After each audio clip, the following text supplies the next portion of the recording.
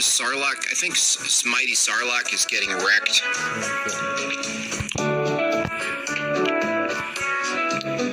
Still waiting for an argument from him. But I don't hear it. Out. Maybe we'll even bring an atheist on. Any atheist who has any balls, anyway. Before we do a live viewing of Leo Filius, who was one of the people on that panel of 6 that I provoked the panel of 6. Do you recall? You said you wrecked them. You didn't provoke them. You wrecked them, Jim Bob. Don't be fucking dishonest right at the beginning of the video. No way, bro. You're not reviewing Leo Filius. This says Prophet of Zod. And I saw the Prophet of Zod video intro. So, what? Wait, no. I actually have a clip. I'm sure you do. From that. I'm sure you have a lot of clips, Jim Bob.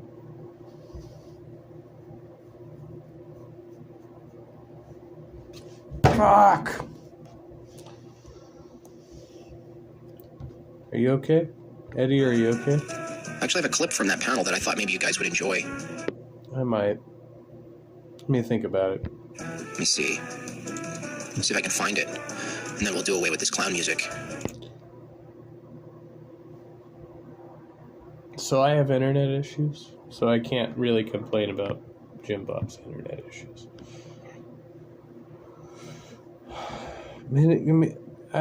I'm using my middle finger to fuck myself in the face right now. Even though it's obviously... I love you. I love you so much. I just want to squeeze you all tightly. I feel like such a humanist today. Appropriate. Let's... Alright, here we go. Yeah. Is this live? It seems like it says it's live. Underground Dogs. Hey, yo, what's up, buddy?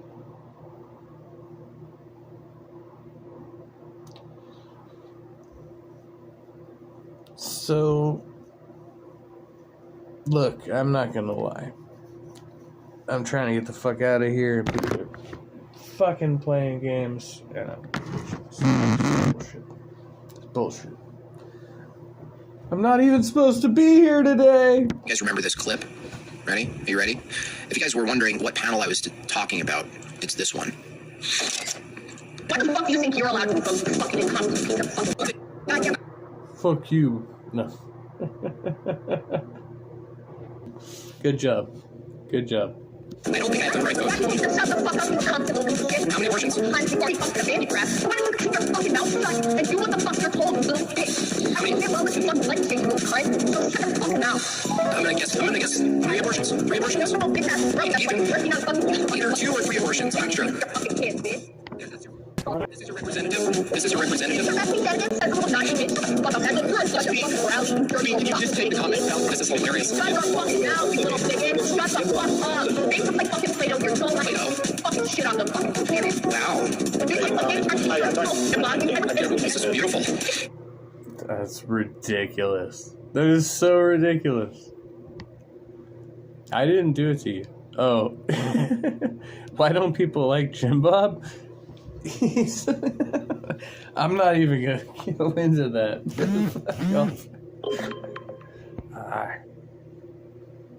Beep beep. Wow. Slow down,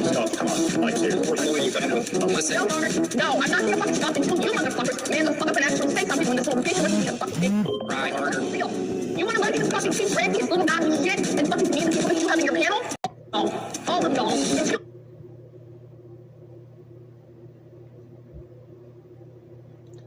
My brain fucking hurts. My brain hurts right now.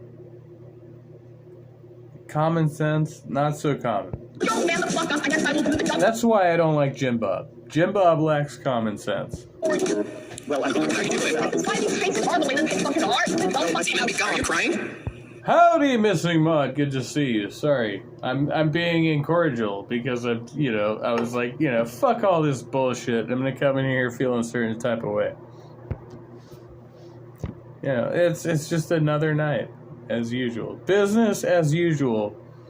here where I'm at. I don't know about you. I don't know about y'all, but I deal with this shit on a daily basis. Based. Shout out to Chair. Illogical, irrational fucking people. Wooly, hello. Check out the chat. I mean, I guess I'm kind of legally obligated to do that. What's up, Todd? Good to see you. You know, as long as I'm a YouTube propagator, you know, I guess I'm supposed to look at my side chat and say hello. United. But, you know, generally I'm fucking tired of people. Fuck people. What's wrong with all these people? If you like that, you can check out Chair Folders United. Go ahead and sub. He does edits too. He hasn't been doing it for a while, but I sent him that clip and he said, "Oh my gosh, I gotta get on this." Look, they got 3 of my fucking items wrong. I ordered a DoorDash. I asked for a steak taquito. I got chicken. I asked for a fucking Chardonnay. I got a Pinot Grigio. Right? What was the other one? There was a third item. I can't fucking remember what it was at this point. But it was like, this is simple shit. I didn't fucking authorize you to fucking, you know, bring me some bullshit that I didn't want. I don't understand how these people continue to operate. It's like, because I do what you do. I do what you do. It's not that fucking difficult. And it makes me mad. And so when I see people like Jim Bob out here trying to proselytize, what's up? I'm like, what are you talking about, bro? And he is a fake-ass philosopher. So why not? Why not? The chicken is bullshit. Debate me. Debate me, Missing Mod. Chicken is barely okay. I forgot my headphones. Can't hear shit here at the moment. That sounds like a you problem. I'm sorry, Todd. I was using my headphones. It seems like it sounds better when I don't use my fucking headphones at this point. So I'm not using them. And I can't invite people in anyway. Parameters of worship. How does one properly worship? Well, you know what I'm going to say. I mean, if there's only 2 options, there's either a proper way to worship or any. I don't wait. There's a proper way to worship. What's he gonna be talking about now? But I'm gonna say, like, as far as meats are concerned, beef is the superior meat. Like, chicken and pork can suck my fuck. Fight me, debate me. Form of ritual is permitted. The fool is always the one. I mean, he's a young lad.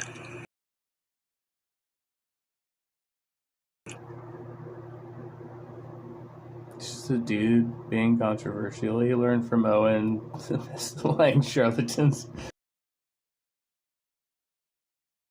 It's like, it's an explanation. It's an explanation. It's not an excuse. I gotta just listen to that lady. I already got some Bob Chats over at the Bob Chat location. Check that so I don't miss it. Coming in. Thank you for your support. That's the sad thing. Like, these guys, like Bob's and fucking lolcows, I won't even fucking name them, right? They get support like right off. Like, people are like fueling them up. They will super chat them before they've said anything interesting. Just be like, oh, let's see what we get Bob to do tonight. Like, if that is not being puppeteered, I don't know what is. By the way, everybody who supports me through memberships and super chats and Bob Chats, I really do appreciate it. $5. Shaved Nublet. We were all once shaved nublets. Have a great show and a great day, Jim Bob. No homo, he says. Now that's jazz, right? That's jazz. Mighty Sarlacc here. I saw you in the chat before. You said you were going to produce a contradiction between God's triomni nature and evil existing. I still haven't found it in the chat. If you'd like to present it now, that would be great. We would all love it, in fact. Don't I didn't see it, though. Speak for me. I don't even care if I'm watching you. Don't speak for me, right? Don't assume or presume that you speak for all of your audience members, because you probably don't. Speaking of silly positions, I'm still waiting to hear from these people. Oh man, I just want them to tell me. I just want them to tell me. Okay, here's another one. This episode. Let me show you. Where are you? They never come with the arguments. Never, ever, ever. I'm a little offhand tonight. It's not a good point. Don't give me credit. Chicken gets the goods then? No. What are you talking about? Chicken does not get the goods. Chicken is like, poor man's beef. Fuck that shit. I'm just waiting for them to, and they just don't do it. Like half the time when I get fried chicken, I wonder whether or not it's like there's human meat in there. I want them. I want them to. I really want them to. This guy says over here, what does he say? I'm impressed that you countered. That's not this one guy. That's this guy. A clear argument by removing the actual term and chasing the red herring. Abrahamic theists hold to a quad omni. Oh, interesting. Deity. Ergo, why does evil exist? That's not an argument, by the way. And you probably won't refute it because, according to you, it's a non-argument. Chicken poor man's meat. Yes. See? You agree with me. People hate when you think for them. Sounds messed up coming from outside your own head. Is he a baritarian? What the fuck do you call it? Baritarian? Is that right? It's like some stupid shit like that. I haven't watched any Owen videos in a while. They are you're suffering. Those folks are something else. Suffering substitution is a straw man game you are playing to avoid the issue. Way to argue in bad faith. How very Christian of you. Well, I'm sorry to tell you, this goes out to everyone who tries to appeal to this stupid argument, one of the dumbest arguments, is that if I press you on what evil is, you will eventually go to suffering. That's why I replaced it, because that's what you're really saying. Now, yes, evil and suffering, we're talking about the same fucking thing. The suffering of human beings. What causes suffering? Evil shit. Okay, same thing, right.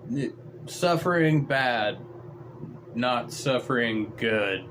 It's not really that complicated. Like, Jim Bob tries to bring all these arguments out as if, like, nobody's ever heard of this, but, like, every time we talk about this, they never phrased it this way. Yes. Yes, and the fuck they have. Like, every argument I've heard come out of this fucking guy, excuse me, is identical. Identical. And even, look, the argument that he was having on Speed's channel the other day was identical to the clip that he has up on his channel's most watched video from Atheist Experience. The same conversation, verbatim, same shit, 2 years later. It's not honest enough to say so, but that's what's going on. It's hilarious. I mean, look at the cope. I mean, I have 924 cope comments, and how many of them actually take 24 cope comments? What does coping mean in this context? Coping just means trying to make sense of the fucking thing you just witnessed, which is complete fucking nonsense from Jim Bob. Like, at this point, we're like, you've got 5 people disagreeing with you. You basically raging out and not quitting, right? Like, this is the opposite of a rage quit. This is just rage, but don't quit. Just keep raging, and maybe you'll proclaim yourself the winner of the argument after people eventually get tired of your bullshit, right? You didn't convince anybody, not a single soul in the panel, nor in the chat. You didn't persuade anybody towards your argument, and you look like a dick. And then you proclaim victory. Wow. I'm just amazed. Me up on calling in. How many? It is a stupid argument. Call in right now and present the argument. I'll show you how stupid it is. I'll show you how stupid it is if you're talking about this argument. I don't even know anymore what the Let me tell you how stupid you are. Call into my show. Guy is talking about. You can't, you won't. That's why you don't. You can't, you won't, so you don't. Okay? You can't argue. You can't argue with somebody who's convinced they're correct in you can't argue and expect to persuade somebody like Jim Bob. And that's never the point. If you're going to try to persuade audience members, okay, cool, right? You're an atheist keyboard warrior. That's it. And you're the same thing. Like, calling people out for being keyboard warriors doesn't make you superior. Doesn't make you superior. You do exactly the same bullshit. Keyboard warrior. Do you deny my existence? That's right. Mikhail's 15. Oh, yeah. Evasive, inconsistent, disingenuous philosophical argument. Get him out of here. He's not even allowed on the show. Great. Now we have to give him the grace of He's not even allowed on the show. a 15-year-old. Thanks for the... You call him a 15-year-old. Yeah, pixelated logo. I'm like a wannabe Darth Dawkins. Oh, Leo Phileas. It's a good background while we wait for... Hey, Leo Phileas. He was my favorite member of the panel. your show to start.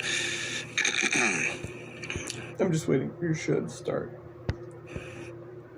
Oh, that's so simp though, isn't it? Like, oh, I'm so sad. I'm just waiting for Leo's show to start because he was the only atheist that I really wanted to. Oh, poor Jim Bob. Let's play a tiny violin for Jim Bob, waiting for Leo's show to start.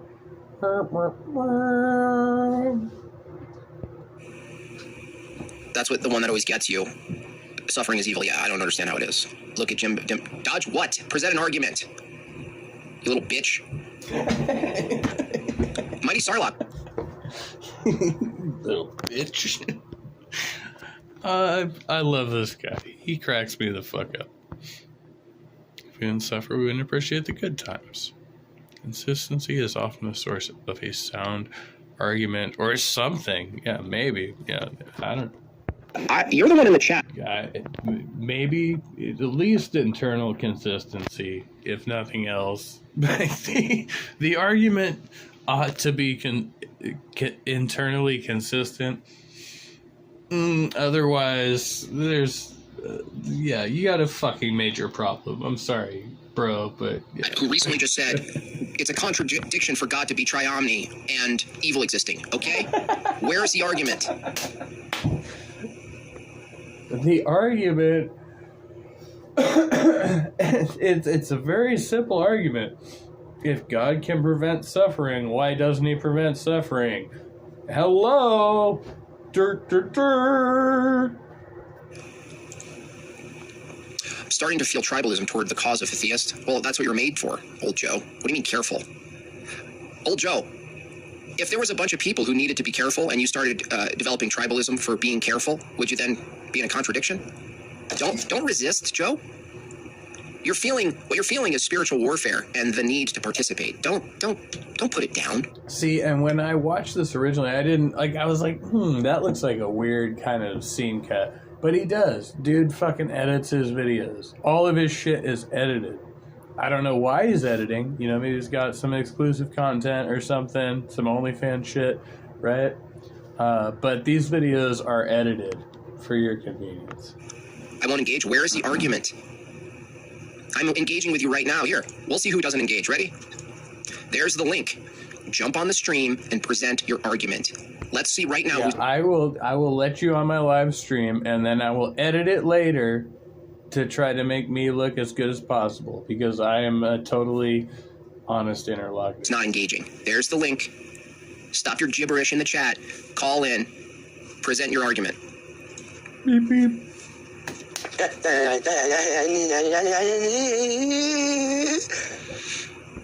Silly. He's being so silly right now. See, he thinks we're gonna fall for it. He thinks, we're gonna call you R word. I'm just gonna call you stupid person. That's what we're doing now.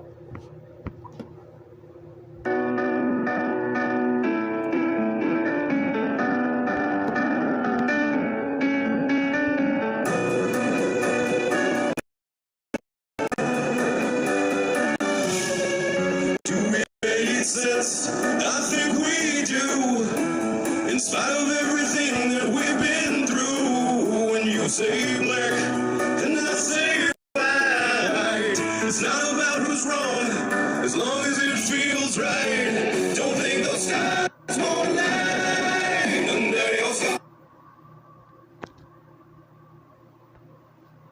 Does being white make somebody a better diplomat?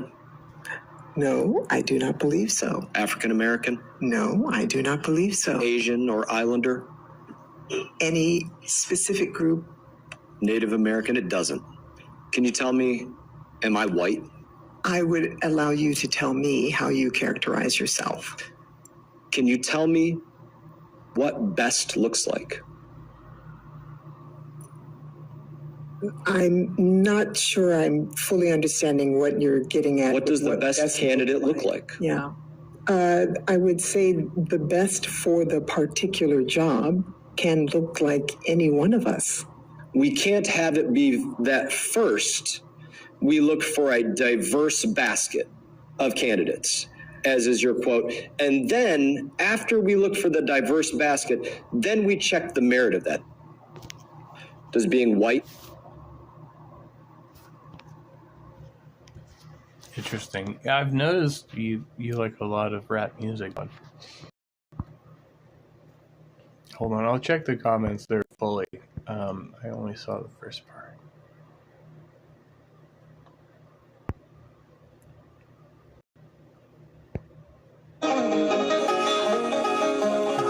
Finally in the car? Todd? Good God. Because it's sexist and racist and I've been very suicidal since Mother's Day because of my mother. I wish I could highlight comments. I can't do that from prison. Missing Mod said, I love rap music because it's sexist and racist and no one cares. That's... Good morning, Christian Carpenter. It's great to see you. I can't infringe on our free will. Oh, Jim Bob. Yeah, no. No, he can't. He can't hurt me. What Jim Bob says will never hurt me. Good God, take a break, Tog. There were 3 nights, and it was every one of these nights were the nights that I drank. There were 3 nights that I wanted to take Shanny's bottle of gabapentin and take every one of them. By the way, gabapentin is weak as fuck. I am prescribed gabapentin. I've got a bunch of them. I don't take that shit. Because A, the only thing it does is makes me kind of sleepy, but B, it's pretty much, it's weak as fuck. So, like, I would have to take a bunch of it just to, like, put me out for a while. Like, I don't know why anybody gets off on this shit, but okay, continue. Not proud of it. I think it's sad that I felt that way, but I self-medicated some of this shit away with alcohol. Because it was seminal work. And... Did you say it was seminal work? You hid it from me. Yep, you can't... I was just going to say, you can't hide that from your wife.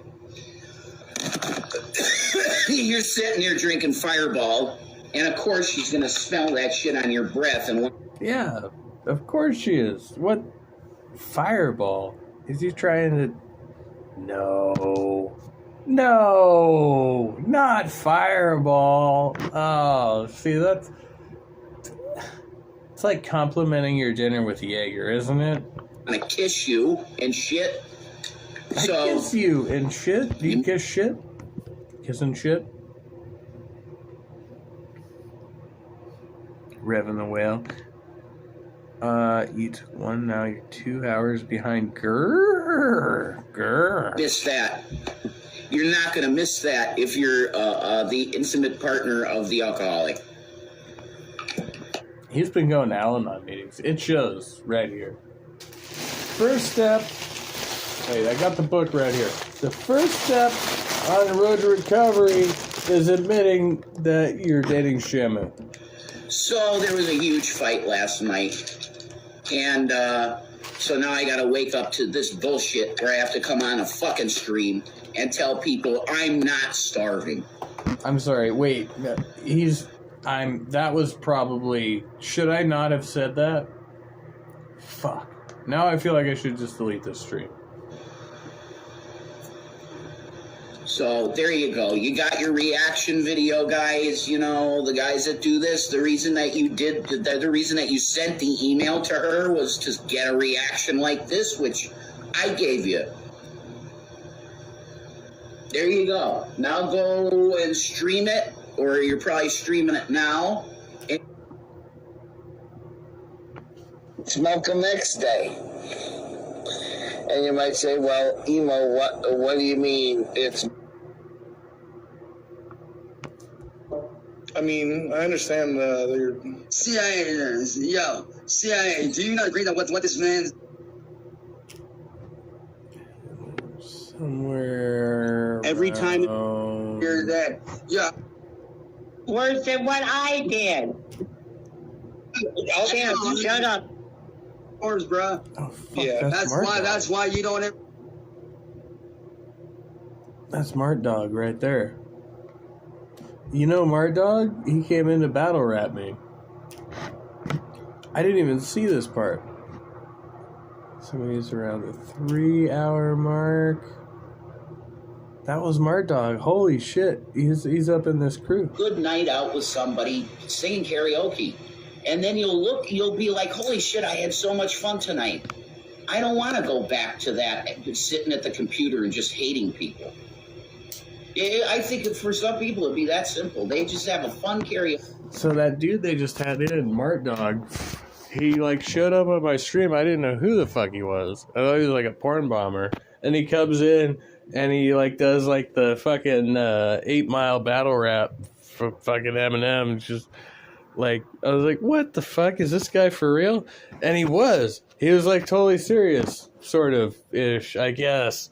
Like, he just did his thing and he left, and it didn't, this is fucking great. So apparently he's with this crew. I don't know. See, that's how out of the know I am. Jaeger was my first hard liquor. Jaeger's amazing. Jaeger is still my favorite hard liquor. I rarely drink it anymore because when I drink Jägermeister, I get stupid. I love Jägermeister, and it makes me stupid and very happy and horny, admittedly. I don't know what it is, it's like ancient German secret or some bullshit. God can't infringe on our free will, so he has the power to stop suffering, but he won't. He won't because he's a dick. He wants us to be hurt. The best way to stop suffering is through wisdom. Literally the key to like almost anything. Maybe. Just vomit on a sweater already. Mom's spaghetti. So yeah, I feel like now blessed to have had Mart Dog make a cameo on my channel. I'm like, I didn't even know this guy was like part of this community, but that's great. It's great because I've been covering Rev for a while. I did an open letter to Rev like a minute ago, and I like to follow the bullshit, tread around in it. I'm not really involved. I'm just a spectator, I'm a latecomer, but it's fun. Night, and then they're like, why the fuck was I hating on these people? Man, I spent all these years Better to come late than come early, wasting as they say. in my life hating this one individual. Like, Carrie, you really need to like rethink and reevaluate what you're doing with your fucking life. You're wasting your life away. It's dumb, man. And I ain't saying this to be a hater toward you, Carrie. I'm saying this because you need someone to tell you this. You need to fucking wake up and live your life and stop focusing on someone who doesn't give a shit about you.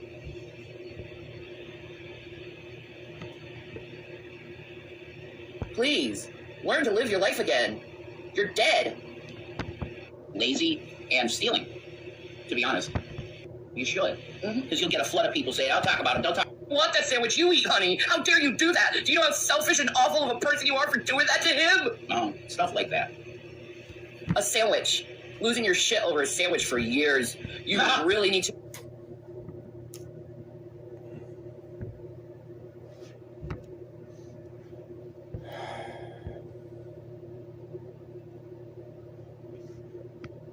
I never viewed this. Never viewed.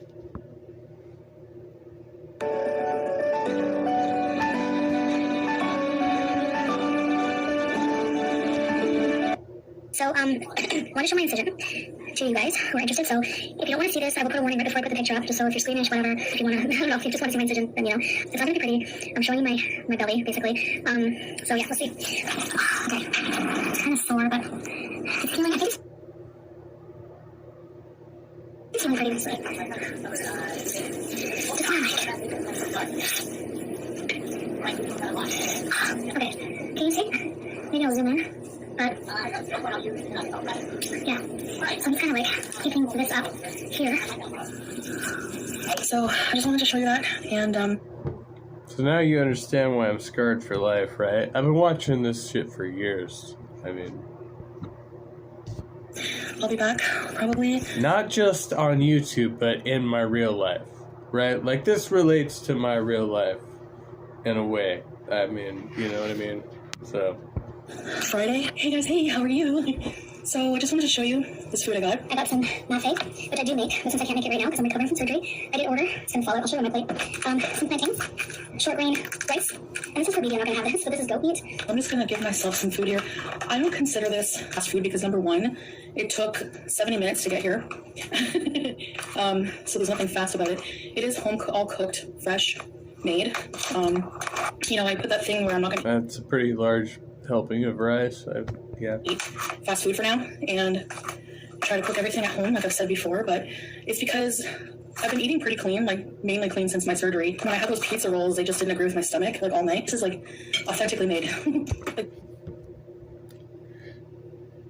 I did. Wait. Oh, Tog. Wait, what? Oh. the one I make is really good. Yeah, you know, self-skillet is a thing. I tried it a few times. Not recently. I'm a Senegalese place, you know. So the person is from there. So today what I want to discuss is some common sense tips to help avoid excessive portion size and mindless overeating. Voray is sexy as hell. I'll eat it all up. Fatty fill that body up. Voyeur?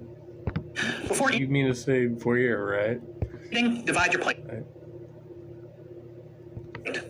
The general rule is take that plate and divide it in half. Fill one half with fruits and vegetables, and then take the other half and divide it again so that you have quarters. On one quarter, place your meat, fish, or poultry portion, and on the other quarter, place your starch. That gives you a general sense for what's going to give you a balanced meal with reasonable apportionment of your... Good morning, Daniel Berry Sports Highlights. And fuck all this bullshit. Oh. I'm sorry. Calories. Excuse me, I'm having random outbursts at this point. So this is what the food looks like. So I wanted to talk to you guys about a few things. I'm gonna try to stay on a streak of food with less preservatives, added sodiums, stuff like that. Like, I'm gonna try to make as many things as I can when I can. I forget that I'm recovering from a pretty major surgery. That is a large fucking woman. I mean, she's fucking huge. Look at her. She's not that big anymore. So I've been following this for a while. But look at her in this fucking video. She's fucking ginormous. It's ridiculous. Those of you who knew I had a full hysterectomy. So when I can, I'm going to, like, I'm still going to eat. I'm not going on a diet. That's not what I was announcing. Do you guys have every right to say, we'll see if you stick to it? Because, yes, that's one of my major flaws as a person. By the way, I have some pictures. I want to show you guys some old pictures. Put them here.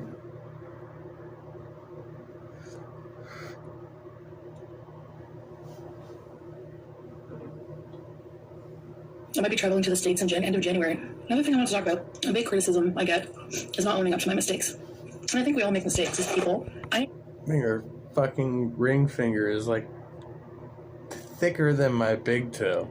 Was in touch. I got an email from a YouTuber reaction channel, Cupcake Vegan for Life, whom I just recently heard about, and I was in touch with her via email, and her videos seemed pretty fair. Whatever, she had mentioned that she had been falsely striked by a YouTuber, and you all know that I've raged false striked many times.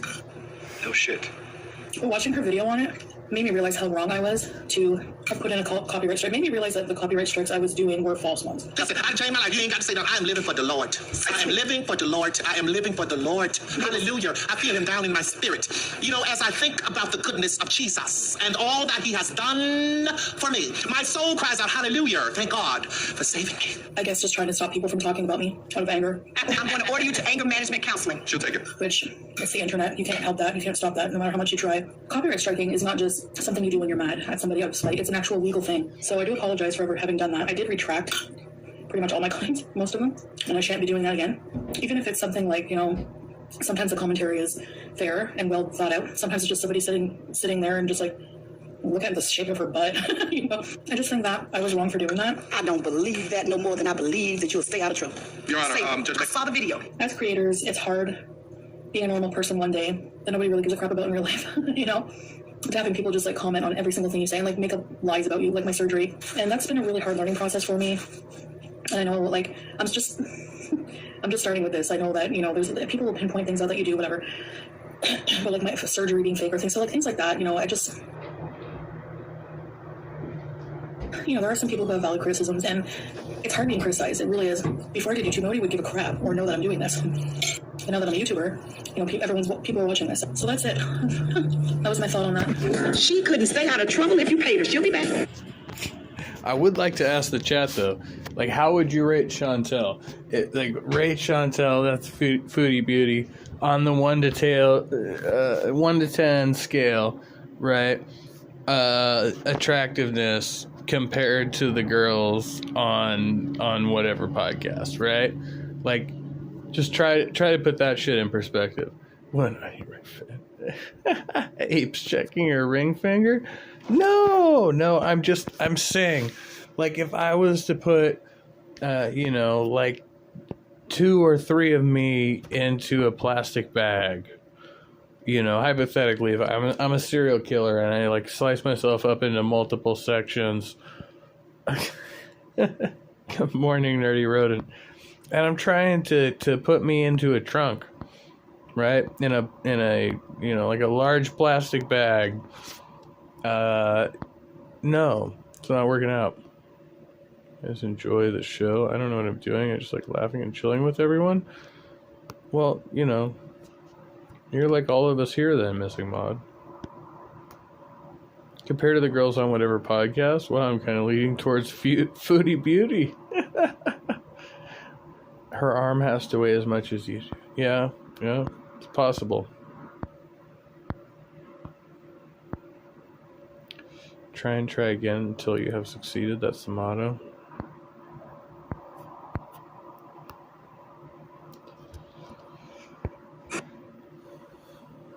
These are not my empties. They're anti-aging products that failed. Finally, she couldn't stay out of... What was the wow for it? I just got a wow? Or is that towards Nerdy's comment there? Trouble if you pay. She'll be back.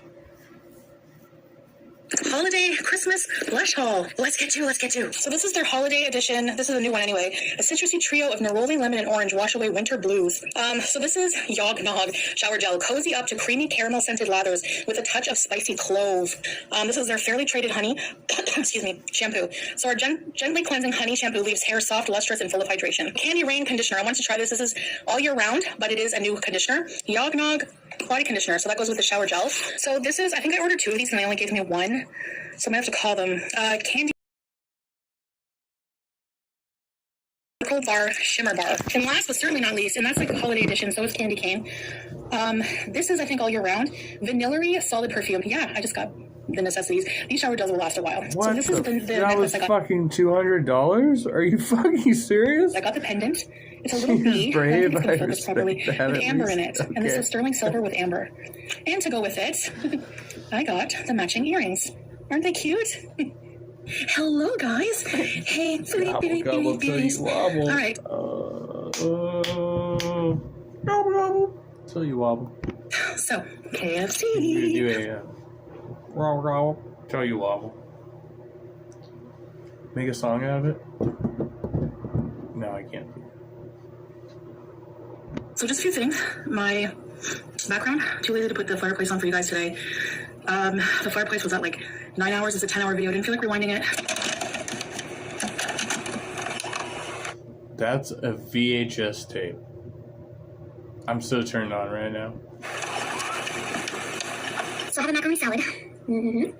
I have spicy mayo. This is pepper mayo or pepper ranch, I can't remember.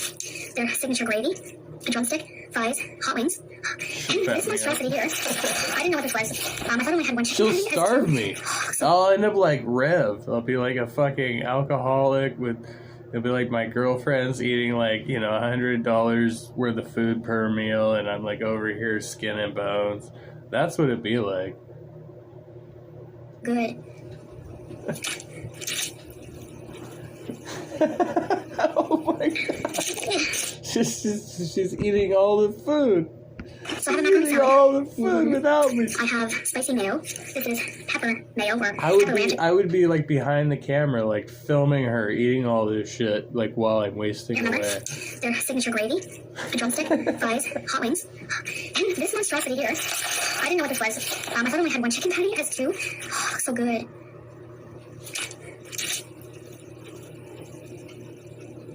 That is bad. That's terrible. Embarrassing thumbnail time. And it does. She's like holding a chicken sandwich in one hand while biting while biting off a drumstick in the other. So fucking bad. So fucking bad. This reminds me of like real life situations I've been in the past. We're literally like struggling to pay the bills, and I'm like, why are you going to McDonald's? Do you need another chicken sandwich? Do you really need another chicken sandwich tonight? It's got like cheese, pickles, sauce too, chicken patties. Okay, let's Yeah, try have this. everything. Chantel does. She has everything and then some. Except Oh, man, I have to fitness. just- She doesn't have, like, you know, like she can't walk more than like 2 city blocks without having a coronary. So there's a drawback, you know. Hit my jaw more than it already is. Hey, shut up.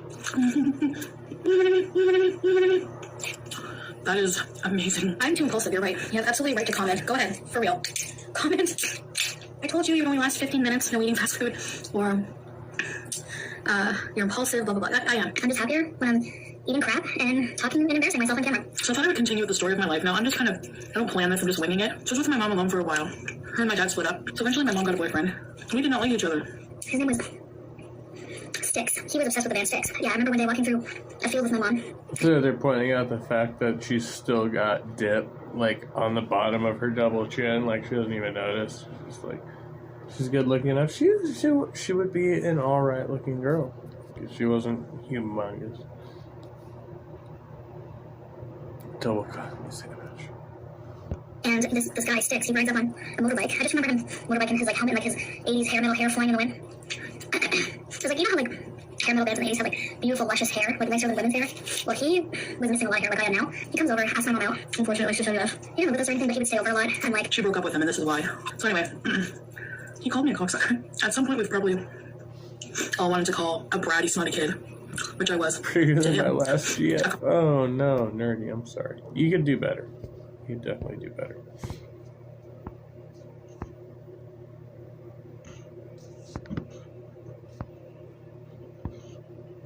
Let's watch some more court vids. Was unsure about the dorm address associated with it. So, Mr. Tucker, I'm going to appoint Thurston County Public Defense to represent you. Yes, sir. Thank you, Nas. Mr. Rodriguez, you're charged with driving while intoxicated. You're facing up to 6 months. I got a little of the Fleischer. I had to. I had to get a little Fleischer. Jail and or a $2,000 fine. You've worked out 3 days. You've worked out an agreement where they're offering you 3 days in jail, credit for the 1 day that you've done. Understand, Mr. Rodriguez, that this charge will go on your record. It's going to be there forever. I hope you know. I love how it says that it says do not record on his portion of the video, and they are like, you're on public record, right? Like you could be like do not record, but it's like walking down the street and be like, don't film me. That this will go down. Hey guys, just keep down 1 second. If you ever get pulled over in a car, the first thing an officer does is they run your history to see So this guy is obviously a fucking jackass. who you are and what kind of prior criminal history. If they see that you have a prior DWI and they roll up your window and you smell like alcohol or dope, He kind of looks like he's on speed too. He's really, really super like. you think's gonna happen? Sure, John. He's like leaning forward in the chair. He's like the proverbial slap Look at this guy. that you've done. Understand, Mr. Rodriguez, that this charge will go on your record. It's going to be there forever. I hope you know that this will go down. Hey guys, just keep down one second. If you ever get pulled over in a car, the first thing an officer does is they run your history to see who you are and what kind of prior criminal history. If they see that you have a prior DWI and they roll up your window and you smell like alcohol or dope, what do you think's going to happen? Sure, John. Right. And he calls it dope. Who the fuck says dope anymore? I'm gonna judge a girl that size. She has to have an extraordinary face for me to give her another thought. Yeah. It's like, if it's between she and I and a bear, all I have to do is run like 10 feet that way. Just like, help me, help me. What we're doing today, the proverbial slap on the wrist, will not happen again. From now on, you'll be facing a minimum of 30 days in jail. And if you're not smart enough to consider how to get home on a night of drinking, we will put you on our knee and spank you like a little child, but it will be with a ton of jail time. Do you understand? I'm giving up the right to a trial. I like this guy. He's funny. He's good. To compel witnesses to testify on behalf, confront and cross-examine your accusers. If you're not a citizen, there are possible immigration consequences. You can be deported, excluded from the country, denied naturalization under federal law. You give up the right to appeal. So once you accept this agreement, you can never change this, undo this. You're stuck with this forever. You understand? You want to do this? How do you plead to the office of driving while intoxicated, sir? I will find you guilty. I will follow the agreement. I'm going to spank you like a little child. It's actually Answers in Atheism that wanted to talk to me, right? Yes. So did you want to go ahead and make your case against this critique of physicalism? Yeah. Let's see here. Where's that? Okay. So basically, you're talking about the effects of physics, right? So let's get rid of that problem first. Okay. What do you think the effects of physicalism? Ramifications. Nerdy Road. Just imagine it funny, smart, and encouraging. I don't know. I'm surprised at the body shaming, but I guess everyone needs something to make them feel better when you got nothing else in life. Well, the thing is, Foodie Beauty, and she puts herself in this position. Chantel put herself in a position where she was a food connoisseur on YouTube. Very large person, and then got upset when people were talking shit about her weight, right? But again, she herself is talking about her weight in like a negative light. So she's like, oh, well, I'd like to lose weight, but I just love food. And then there's this whole series of, not to mention she's been very negative towards people in the past. She doesn't do it anymore, but she used to, right? And then so once people started to troll her, she didn't like it so much, but she's been guilty of engaging in this behavior as well. So at this point, it's a race. Like, most of the people who troll her are legitimately trying to just get her to keep losing weight, and she has, right? She has. But it's like with my situation, in my personal situation, I've encountered a person close to me, one of my partners, who body shamed themselves consistently and said, oh, well, I need to lose this weight, I just want to lose this weight, and then didn't do anything about it. And it, like, for me to just sit there and empathize with them didn't help. Like, they only got motivated to do anything when I became adversarial towards them. And I was like, well, like, put your money where your mouth is. Put up or shut up. Like, don't bitch about your weight if you're not going to change your diet or your exercise habits. Like, do something about it. Like, otherwise, I can no longer empathize with you. Physics are? A phenomenon in the physical world. Okay, so you're talking about either processes or objects? Or both? Well, the object itself, like if a rock's just sitting there, are you asking if that's an effect of physics? Yeah. Yeah, I would say yeah. Okay, how about a process? Like a process in my mind? Yep, under physicalism would be an effect of physics. Okay.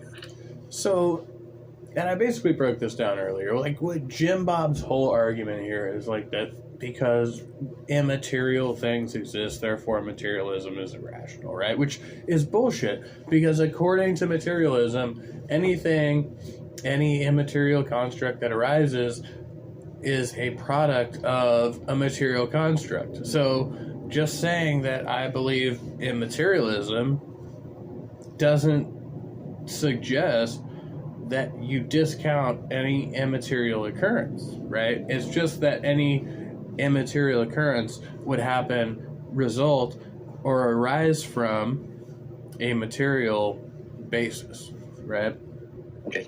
So then propositions would be a process in my mind. In effective physics, correct? Right. Okay.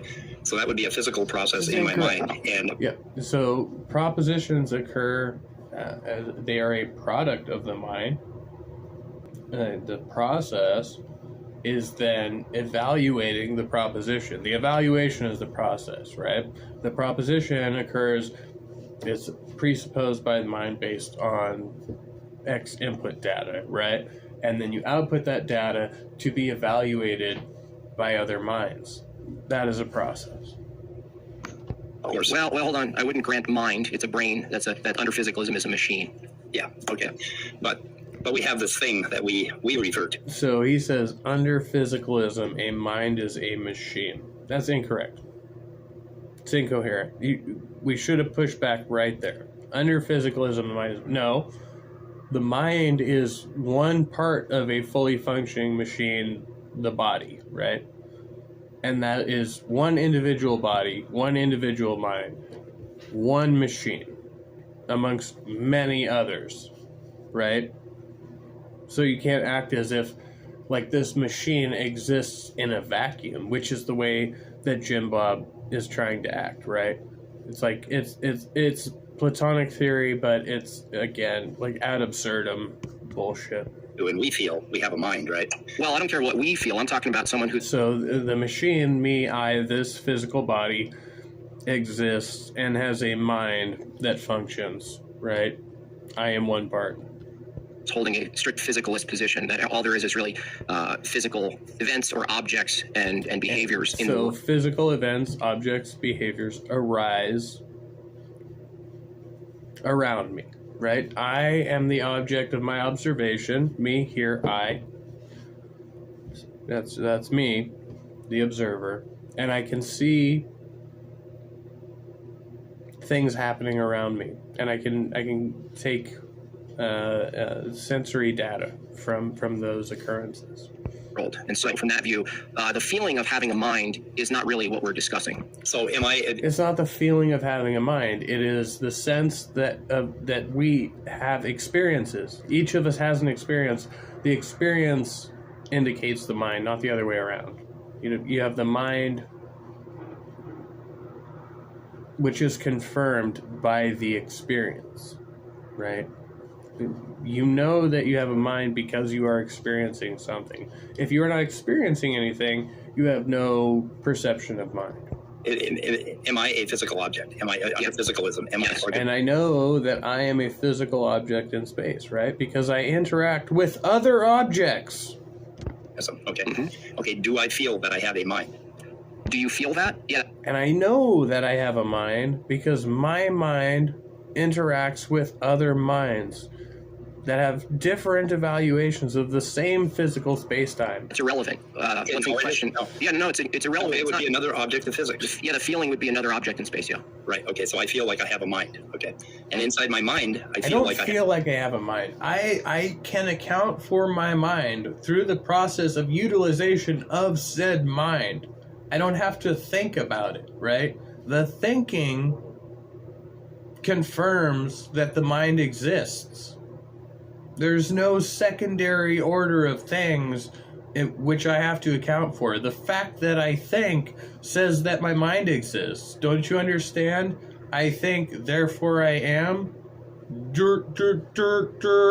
Hello. I have a proposition that the tornado is in my backyard right now. True or false? Doesn't matter. Doesn't matter whether the tornado is actually there or not, because the perception of tornado exists. The concept of tornado exists within what? My mind. Hello. That would be effective physics. Yeah, that process would also be a referent. Right. So what is your problem? No, what is your problem? You're critiquing my premise. So address one of the premises. Problem? I don't understand what the problem is. You're critiquing my premise. Don't ask me what my problem is. Tell me what your problem is with any of the premises. here's the problem with the premise. Let's see here. Hold on a second here. Let's get the premise up. The effects of physics are neither more true or false than any other effects of physics. The effects of physics are neither more true nor false than any other effects of physics. So all effects of physics are equally true or false or something. Well, the effects of physics, right, because you are calling them the effects of physics, by virtue of the fact that you are calling it an effect, it's observed, it is verifiable, it is true. If it is effectual, it is a true statement about the nature of reality. If it is false, you would not observe it, you wouldn't call it an effect of physics. You would call it something else, you know, a product of the imagination. Would be the problem. What's the problem? That's reading the premise. Oh, okay, the feeling That's that I have. reading the premise, which you stated. You state the premise, you have to defend the statement, right? That's the onus is on you as the one who made the statement P1. This is that's your argument. You're supposed to actually defend it. Of a proposition in my mind is an effect of physics, right? Okay, so you're saying that this premise one you reject because you're saying, if I say effects of physics are neither true or false, they just are. They're just processes in the world. That's not what is stated in the premise, but if you said that, I'd be like, yeah. But they are true. If they are processes in the world, then they are by definition true. They are truly, really, actually occurring. So I'd reject the statement that they might be false, right? If they might be false, then they might not be occurrences or processes actually happening in the world, which would contradict your statement right. If they're true, then yes, but if they're false, then no. So it's neither, you said neither true nor false, but they must necessarily be true, otherwise they're false. And you're which would make your premise false. saying, well, no, there's this Does that not make sense? one effect of physics called a thought or a proposition or evaluation, and that's your problem, right? Not really, no, because... So what is your problem? Okay, my problem is under that version, okay, that if the proposition is just a feeling that I have about my mind, which is itself a proposition is not a feeling.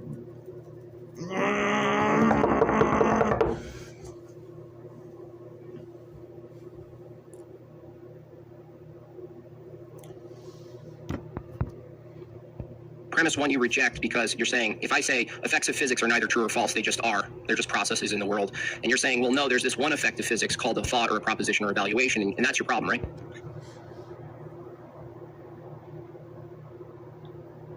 So no, an effect is not a proposition in the world. An effect is an observation. That which occurs. Right? A proposition could be a hypothetical proposition. Propositions are later determined true or false through the evaluation by minds through observation of reality. Not really, no, because... So what is your problem? Okay, my problem is under that version, okay, that if the proposition is just a feeling that I have about my mind, which is itself... So the propositions are a statement you make based on your evaluations, based on observations of occurrences happening in reality. You might make a hypothetical proposition based on a theory that you've, concocted in your mind. It has nothing to do with observations of reality. So propositions are independently evaluated. They arise as a result of the thought process of individual minds, right? Does any of this, because I feel like what Jim Bob is saying here is a nothing burger that's being artificially pumped up. Physical thing, right? Then observation of a physical, yes, like I saw a duck crossing the road, right? I saw a duck crossing the road. So based on my observation, ducks cross roads. Okay. So that's my proposition. Premise 1, roads exist. Premise 2, ducks exist. Conclusion, ducks cross roads. But wait, there's more.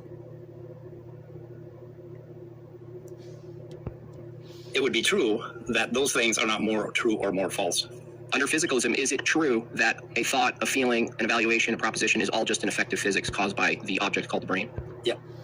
Is it true that under the evaluation of physicalism... Hey, let's just make sure... Okay, my problem is under that version, okay, that if the proposition is just a feeling that I have about my mind, which is itself a physical thing, right, then it would be true that those things are not more true or more false. Under physicalism, is it true that a thought, a feeling, an evaluation, a proposition is all just an effect of physics caused by the object called... Under physicalism, all processes of mind are merely an effect of physicalism. Well, yes and no, right? Processes of mind occur in correlation with physical processes. Sure, yep. Result of physical process. Yep, okay, cool. So what does that mean to you? That without any physical process, that a mental occurrence might never happen? Brain? Yes. Okay, so if it is true that what you call a proposition is in fact just another effect of physics determined by these laws of physics and process. A proposition is an evaluation, like a statement, a conclusion, come to by one individual mind, right? Proposition comes forth from a mind making an evaluation about the nature of reality, observations, based on observations, right? That have occurred in the physical reality around them. Right? Right. Now, what this forces the physicalist to do is make this meaningful jump between effects of physics, which we all agree as we observe them, right? It doesn't force the physicalist to do anything. We're merely making a statement about the nature of how minds interact with reality. It doesn't force any secondary action by a physicalist. Positions out for a second. Every effect of physics we see in the world is just a happening. Now, preceding... Everything ever we see in the world is just a happening. That doesn't mean anything. Everything just happens. Okay, cool beans, bro. That's not an argument of any sort or kind. Our evaluation and description of it, it just is. There's no true or false oak trees, right? They just are. There's no true or false. There's just things that are, right? And that's incoherent. Things truly are the way that they are, or they are not, right? You can make a false statement about the nature of the way that things actually are. So your proposition about reality is either true of reality or it is not true of reality, right? The fact that it's just real doesn't mean that it is neutral to this claim, right? You can have a really, really, truly false claim about the nature of reality that doesn't comport with anybody else's reality, right? Say you're having a hallucination and you like really, really see Jesus, dude, right? But you're on like a bunch of mushrooms and nobody else sees Jesus, dude, right? So you're making a true statement about your observation that is false. It does not comport with the nature of reality to everybody else, right? Your perception does not dictate reality. That would be a false claim, and therefore, yeah, no. True waterfall, right? It's not propositional, correct? Right.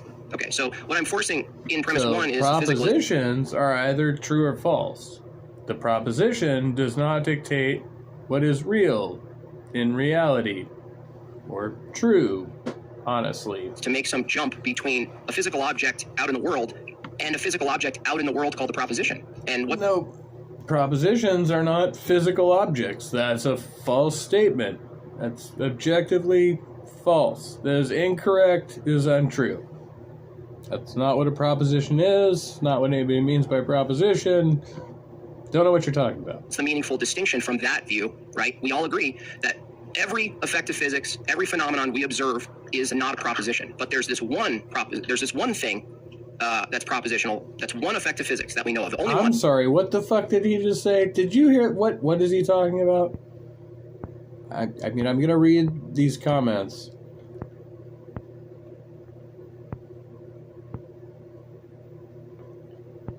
Jeez.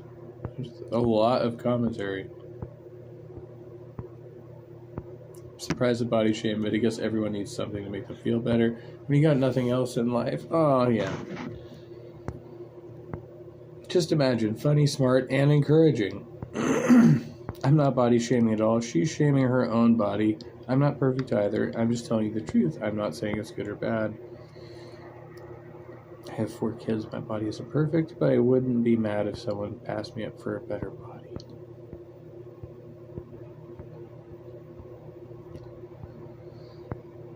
Switch it. The eating disorder with sex habits. Anyone bat an eye at a whore complaining that they're a whore when that's their only needs of money. Skill. I think the world needs hoes, but inflation is on the horizon. Metatime. Under physicalism, the mind is something which a functioning brain does. I like that. But evolution. Well, there's the higher mind and the lower order mind, right? So you say that's why certain animals have lower ordered minds because their brains haven't evolved to process in the same way that ours have. Excuse me.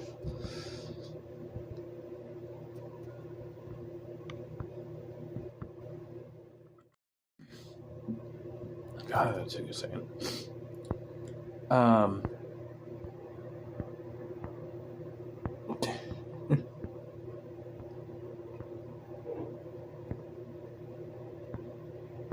This life experience is way too cool to not have been created.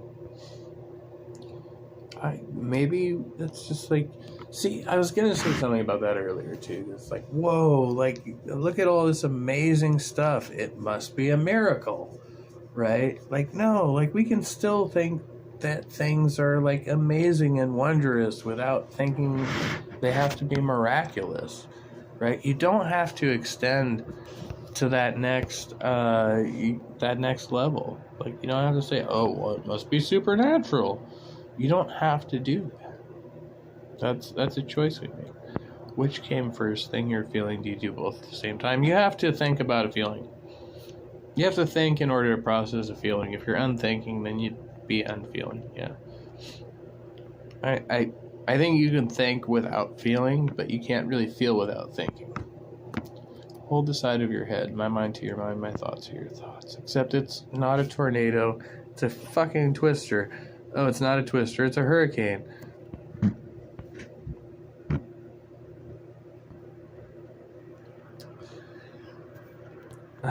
Ports on a hurricane, it's a cyclone. Everything doing stuff is just everything doing stuff. But it's not just doing stuff. It's when the doing stuff arises to other stuff. Greatest trick, something didn't exist. Supernatural, man.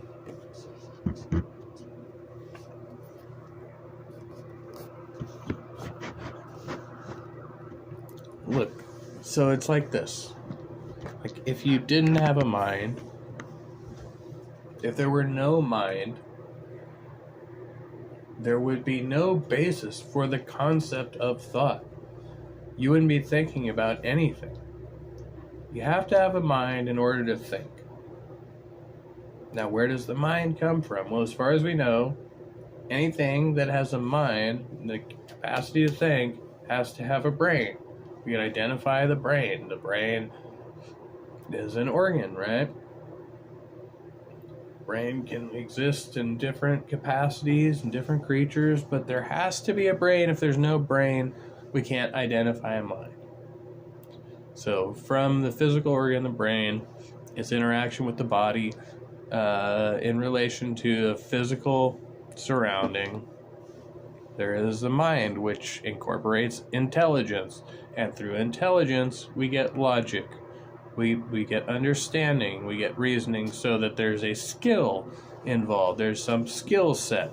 So now the mind is facilitating this interaction between a physical body and the medium, right, that it is interacting with, and says, oh, well, now we can, predict certain outcomes. If we do this thing, we're going to have a desirable or an undesirable outcome, right? And just expand that.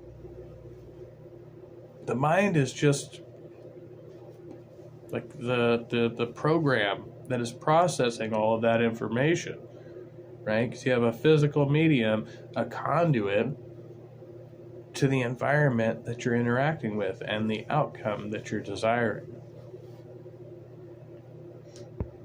Is a proposition or an evaluation. So I'm wondering how you make the jump without special pleading from a physicalist view. Okay, but if you're doing an internal critique of physics, then of course I'm going to use physicalism to explain what a proposition is inside of a human mind, right? And there is no internal critique of physics here.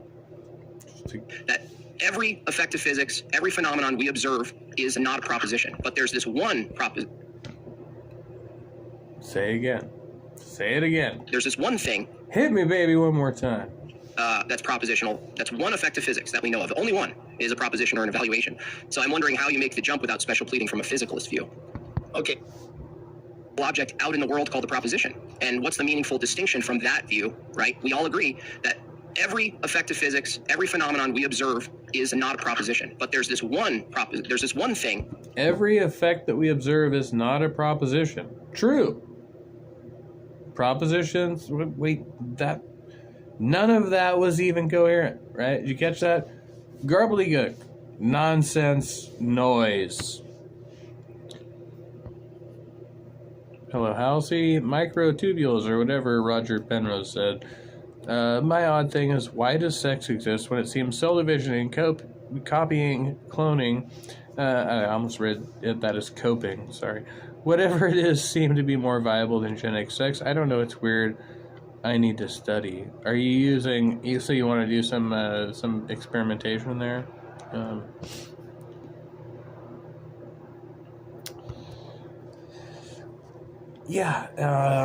Sex is, it's a weird thing, because it almost seems unnecessary, but then when you're like, all of everything does it, even plants do it, oddly enough.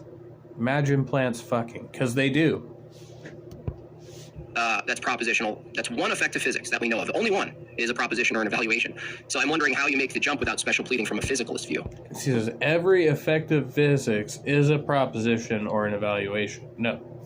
We make propositions or evaluations about the effects of physics, and then we come to agree on them. Right? So that means everybody, or most of the people, like 100% of men ages 35 to 44, for example, might agree that the Trusty Ape channel exists, right? That's an evaluation, that's a proposition about the state of things in reality, right? But they could be wrong. Okay, but if 100% of men ages 35 to 44 could be wrong.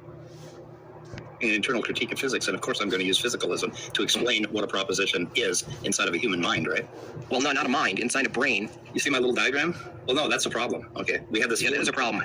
We have this feeling about mind, and that involves this thing right here, which we have a feeling about feeling, is what you're saying. Okay, you see this right here? Okay, that's basically your brain. Okay, and inside of your brain we have all these things called language and culture and I forget what the last. Are you talking from your view right now or the physicalist view? From the physicalist view. Okay, so what? Okay, but here's all I really need from you is what's the meaningful categorical distinction between objects in the world and propositions?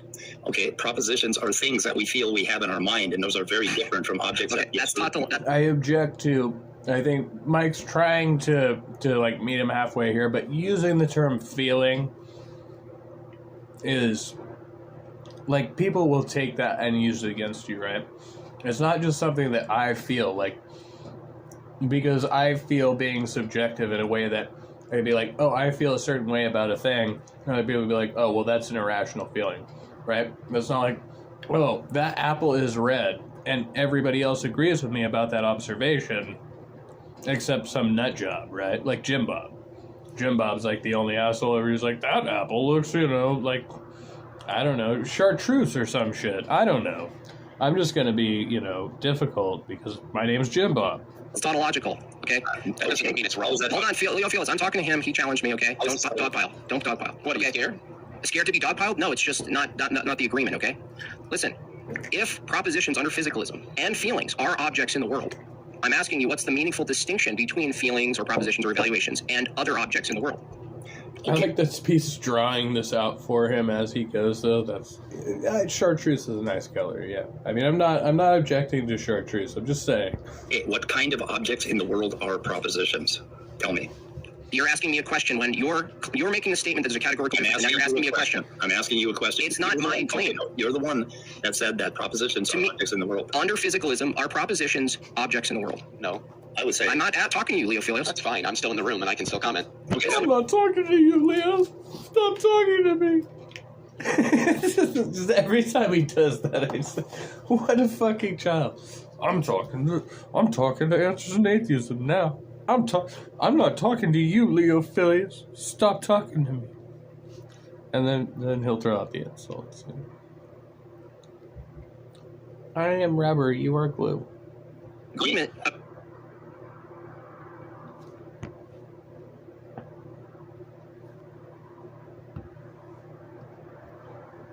Okay, you guys gonna keep the agreement? You wanted to talk to me, Answers in Atheism. You're gonna let people jump in and dogpile, yes or no? What agreement? What agreement was there? I'm asking to talk to. So now he's trying to make Answers in Atheism out to be dishonest, as if there was an agreement, which Scott calls him out on. There's no agreement. What agreement are you talking about, right?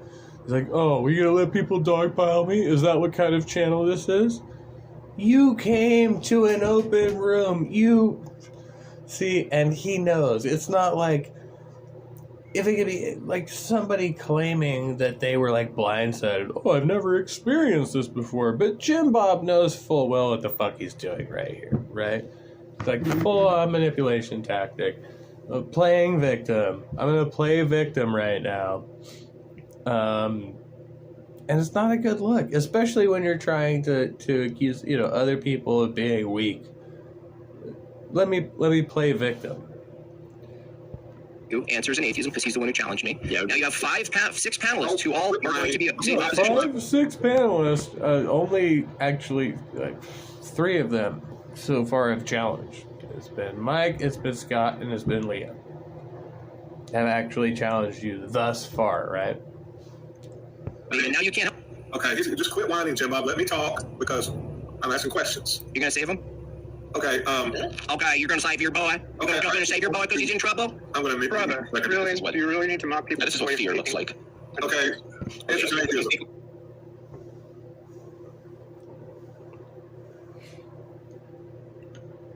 We should mute everyone else except for Jim Bob. Okay, so you want it to be just between you and Jim Bob, right? Yes.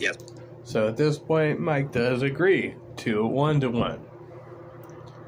So right there, it's like, okay. See, and like, that's where I think, okay, remove everybody else from the room. Fine, whatever. If you're going to do that, do it. But right now, right, you are negotiating with a terrorist. You are conceding to somebody who is making irrational demands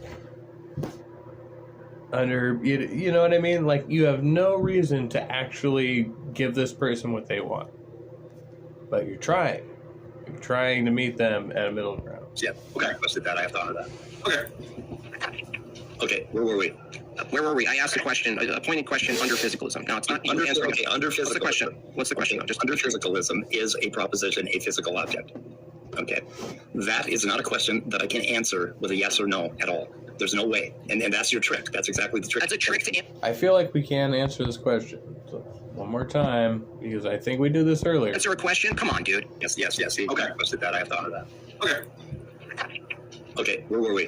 Where were we? I asked a question, a pointed question under physicalism. Now it's not Under answering. under physicalism. What's the question? What's the question? Just under physicalism is a proposition, a physical object. Under physicalism, is a proposition a physical object? No. Period. No. Propositions are not objects. Propositions are statements made by individuals who possess minds. Period. Yeah. You have each individual entity has a mind. Each mind makes a proposition. Each one is independent of the other under physicalism. Easy, right? Yeah, that's it. That was it. Okay. That is not a question that I can answer with a yes or no at all. There's no way. And that's your trick. You could say no. Say no.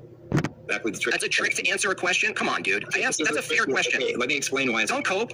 Don't say that. Don't do this. This is bad faith. Listen. No, I think Mike is blindsided here at this point, right? Proposition is a result of a physical brain state.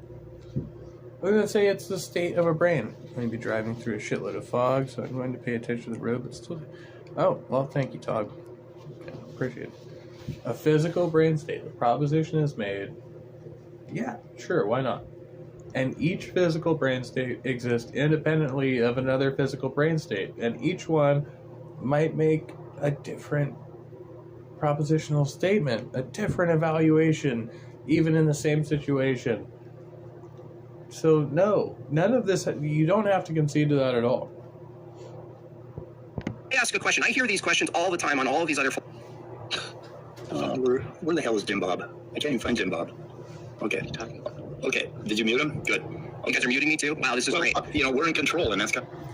Okay, so that's when he, I guess, gets muted first, right off, when he's trying to interrupt over Speed's answer there.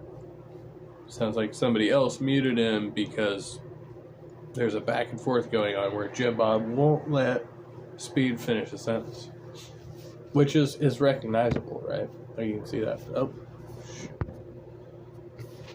no, not that.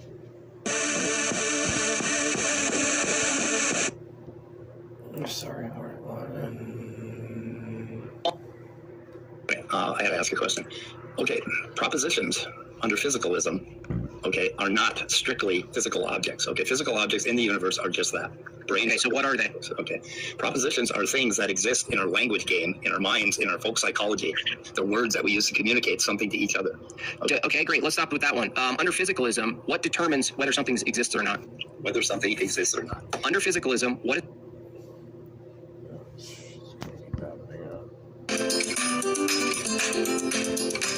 Hey, I'm Katie with StreamYard, and Hello, StreamYard. I'm coming to you from Chicago, as usual. I'm certainly frustrated. It's actually Answers in Atheism that wanted to talk to me, right? Yes. So...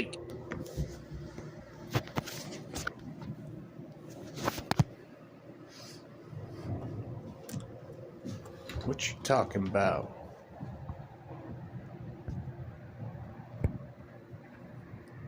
Ben Thorpe is currently in the Adult Correction Institute of Rhode Island, and his prison arc is well underway. Later in this video, I'll play the arrest body cam footage that has been sent to me, but first I'd like to do a recap of events as to how we got here. Both Ben and Grace have a history of physically abusing their family members. great. And I would love it if you and Jem could... Yes, I did. I had to, Rini. Ben is referring to the night he assaulted his son, where thereafter, when they went inside, Ben slapped Courtney so hard that he broke her glasses. And why did you have to? Because you... That's crazy. You know, when the kids were younger and Grace and John were fighting, at one point, I gave them 2 knives and said, go ahead, kill yourself. Forget it. I'm done. You just told... Forget it. Just messaging him to see. And all she wants to do is just... My ex-Hollywood Ben Thorpe. It's just like, it's coming. Ow. Fucking bitch. Get up. My screen. That's sexually explicit conversation in front of him. Retard. You know better than that. I didn't know Joe was behind you. Yes, you did. No, I didn't. And you didn't know? No, that's a lie. Okay. That is a damn lie. You didn't know Joey was right there behind you? No, I can't see him. Look at the screen. Turn your head around. He's right there. You saw him. I'm not saying it's a big deal, but I'm just saying that's a lie. Okay.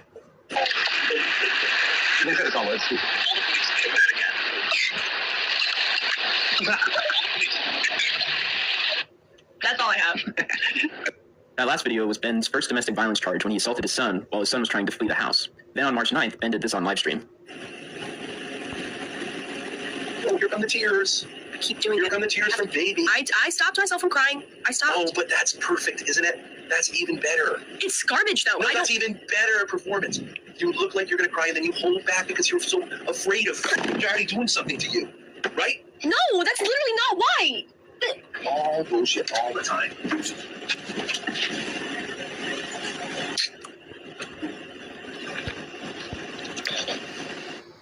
Yep. It's actually That's right, Answers in Atheism that wanted to talk to me, right? Yes. So did you want to go ahead and make your case against this critique of physicalism? Yeah.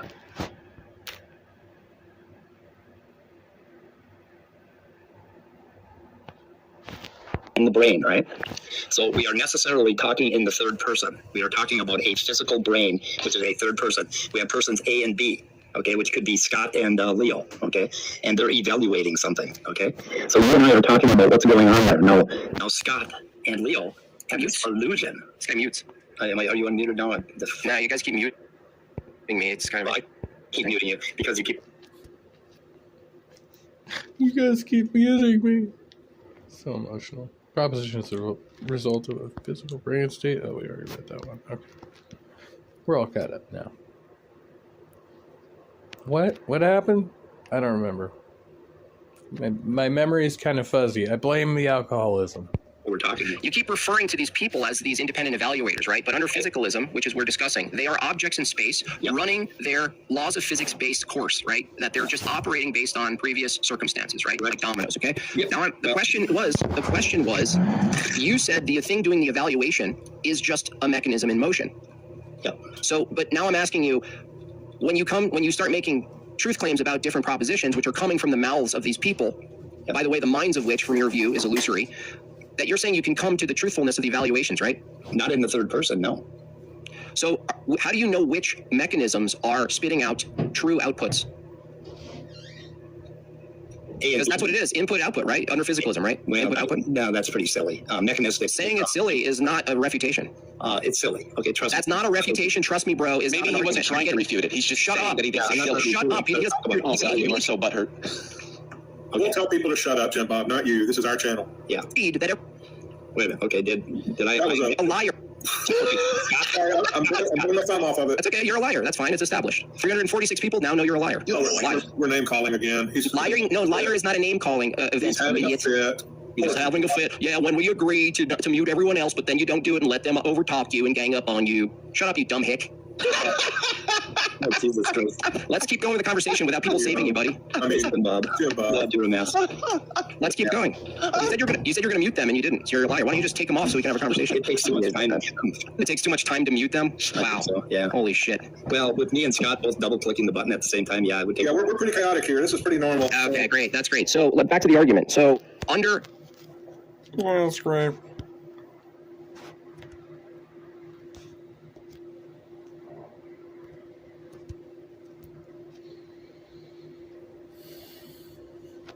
It's all just fantastic. Fuck, it's after 2:30 already. See how quickly time flies when you're having funs. Physicalism, there's two mechanisms. Now, do mechanisms do anything other than what they're lawfully bound to do? Mechanisms do anything other than what they're lawfully bound to do. What the fuck kind of question is that?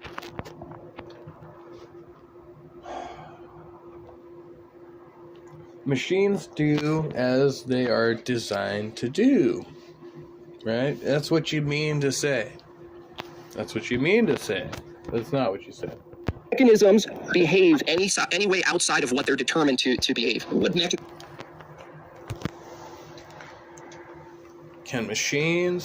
Can mechanisms design outside of the way that they're determined to behave? There's no mechanism. Are we mechanisms under physicalism? Yes or no? Are mechanisms under physicalism? Yes or no?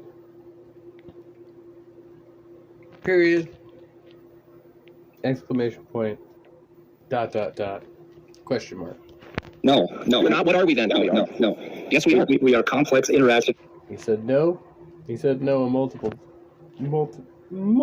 of times. It's in space time, and it's really complex. That's what mechanism. Just take a deep breath. Take a deep breath. Not a It's all going by terribly fast. mechanism. That's what a mechanism is. No. Mechanism. Literally, yeah. Mechanisms are interactions between complex parts. No, the mechanistic. Interactions between complex parts.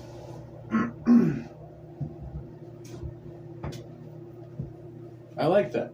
See, we can use that, right? If you're talking about the car analogy, right? You have the vehicle, you have the engine, right? But the engine in itself, in and of itself, the engine is an interaction of multiple complex parts. You don't, like, the engine isn't one part. The engine is a bunch of parts that make up the engine of the machine. And the engine itself doesn't, it doesn't, like, it's just an engine, right? It doesn't do anything. An engine is not a car. You have to put an engine into a body, into a chassis, right? To make it interact with other parts in order to make it a vehicle. Make sense, right? The engine is one interaction of multiple complex parts. And then you have to put the engine together with and assemble it with other parts in order to make a vehicle. Right? So you have a multitude of complex interactions going on there to make this machine functional. So even if you're using the machine analogy, which I don't necessarily agree with, but even if you're using that analogy, you're still dumbing it down. You're still making it stupid. The idea of human beings is bullshit, Leo. Leo, that's not an argument. I didn't say that. You do not have an argument with Leo right now, Leo. You can't even refute Leo. Saying his statement's bullshit. He's not trying to refute Leo. At no point did he ever try to refute Leo. And there's a few times where Jim Bob does this, and I think it's extremely disingenuous. He tries to say, "Oh well, because the atheists disagree, that must prove my point." No, they can still disagree on shit because you're the one taking the affirmative position about God, which has nothing to do with the actual substance of the argument. But in that context, they're still arguing against you on the same point. It doesn't matter that they have two different arguments. That just means that you have two different arguments to rebut. It doesn't matter that they don't agree. They're still both disagreeing with you. A counter argument. Okay. He defined it the same way I'm defining under physicalism, right? We're not talking about whether you agree. Listen, we're not talking about whether you agree with Leo. We're talking about under physicalism, are human beings mechanisms? No. What are they then? Is a bad word. Sorry. What does mechanism mean? Bring it up. Okay. We are physical. Dirty, naughty word, and I disagree with it. Sorry, I just had to state my feelings. Interactions. That's a mechanism. That's mechanistic. You can't have interactions. You can't have interactions without a mechanism. You're not going to call it a fucking mechanism on this channel because it's not. Okay. Sorry. I wonder if you could put that in the side chat, like make that one of the like the keywords, like the triggers, like so that they get automatically banned by YouTube. No mechanisms here. No mechanistic. It's funny though because he is using it dishonestly. He is using it deceptively. They just can't call him out on it in real time, and it's interesting to watch back and see how that plays out because nobody can quite pinpoint why this is imprecise, right? But it is, and they all know it is. Bring up the definition. And we'll prove to you that under physicalism, human beings are mechanisms. Bring it up. We're not having that discussion right now. Oh, you're not going to bring up the term that you're trying to refute? You're a coward. You're sidetracking. No, you're a coward. No, okay. Sidetracking, bringing up definitions in an argument is not sidetracking. Okay, you did it again. Now, if you want to refer to Daniel J. Nicholson's papers about why mechanism and all of that talk is a problem, you can look up Daniel J. Nicholson. I've had him on the channel. He's a philosopher. He will basically Actually, straighten that's good. You know, speed cites an external source that they're not going to look at, but that, you know, would have been great. That might have added some clarity to the conversation, but no. Alas, no. Well, but we're not having that discussion right now, okay? We're having this one.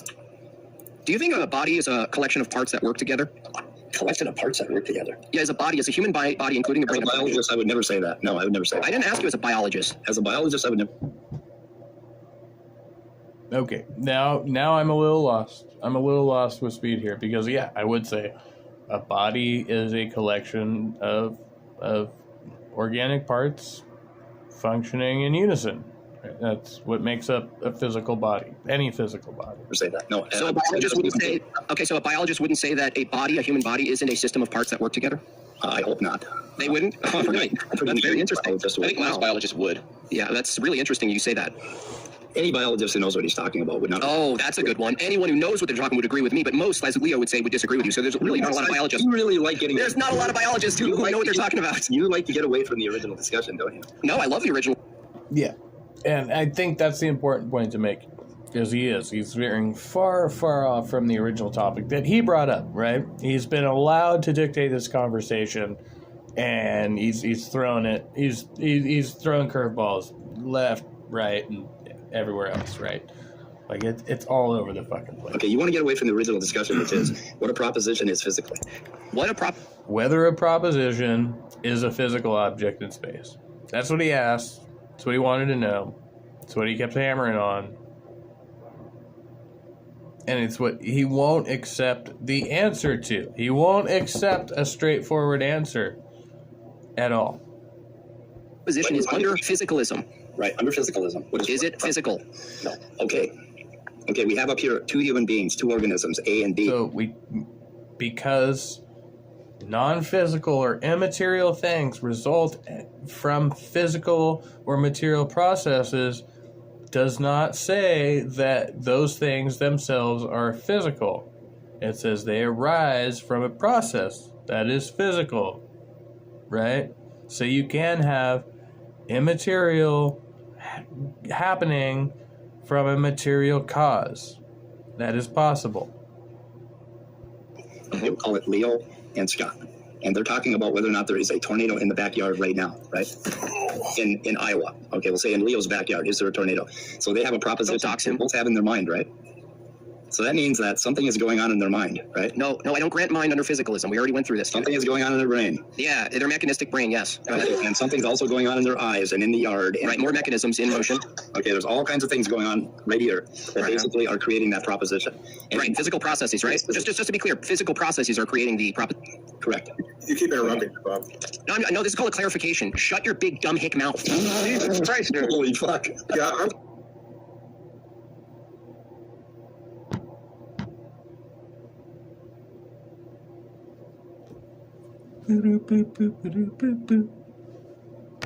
Christ, dude. Holy fuck. Yeah, I'm gonna choose. It's coming out of the woodwork.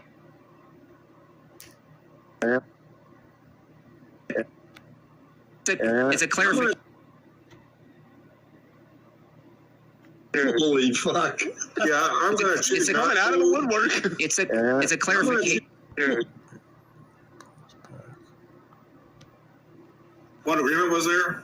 I'm asking to talk to Answers in Atheism because he. What agreement was there? That. What agreement? Have a proposition currently basically occurring in its brain, right? Have a proposition. Have a proposition. Have a proposition currently kind of basically stupid, so I have to in its brain, right?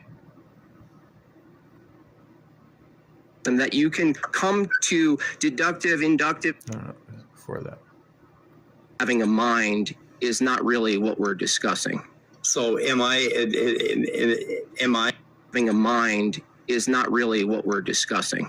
So am I having a mind is not really what we're discussing. So am I we just saw that a second ago, right? It was like somewhere have a proposition I feel like it's not. What agreement was there? I'm asking to talk to Answers in Atheism. What agreement was So how can I just fast forward past that? there? I'm asking to talk. I'm asking to talk to. See, it won't let me. 59. Privileged position. The privileged position. So where is this privileged position? The privileged position is that we are top. You fucking cocks. Christ, dude. Holy fuck. Oh, Yeah, I'm gonna. wait. So it's 207. All right, let's try that. Sorry, still learning. So right before. Christ, dude. Holy fuck.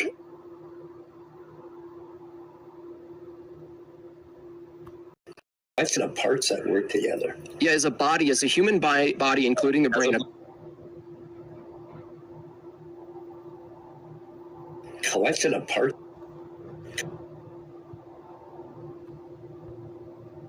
See, 205, 208. That. Not quite giving me. It's a way. It's a way to trick. Let all of his. It's a way to trigger people. You know, just give him time. He'll let all of his. True.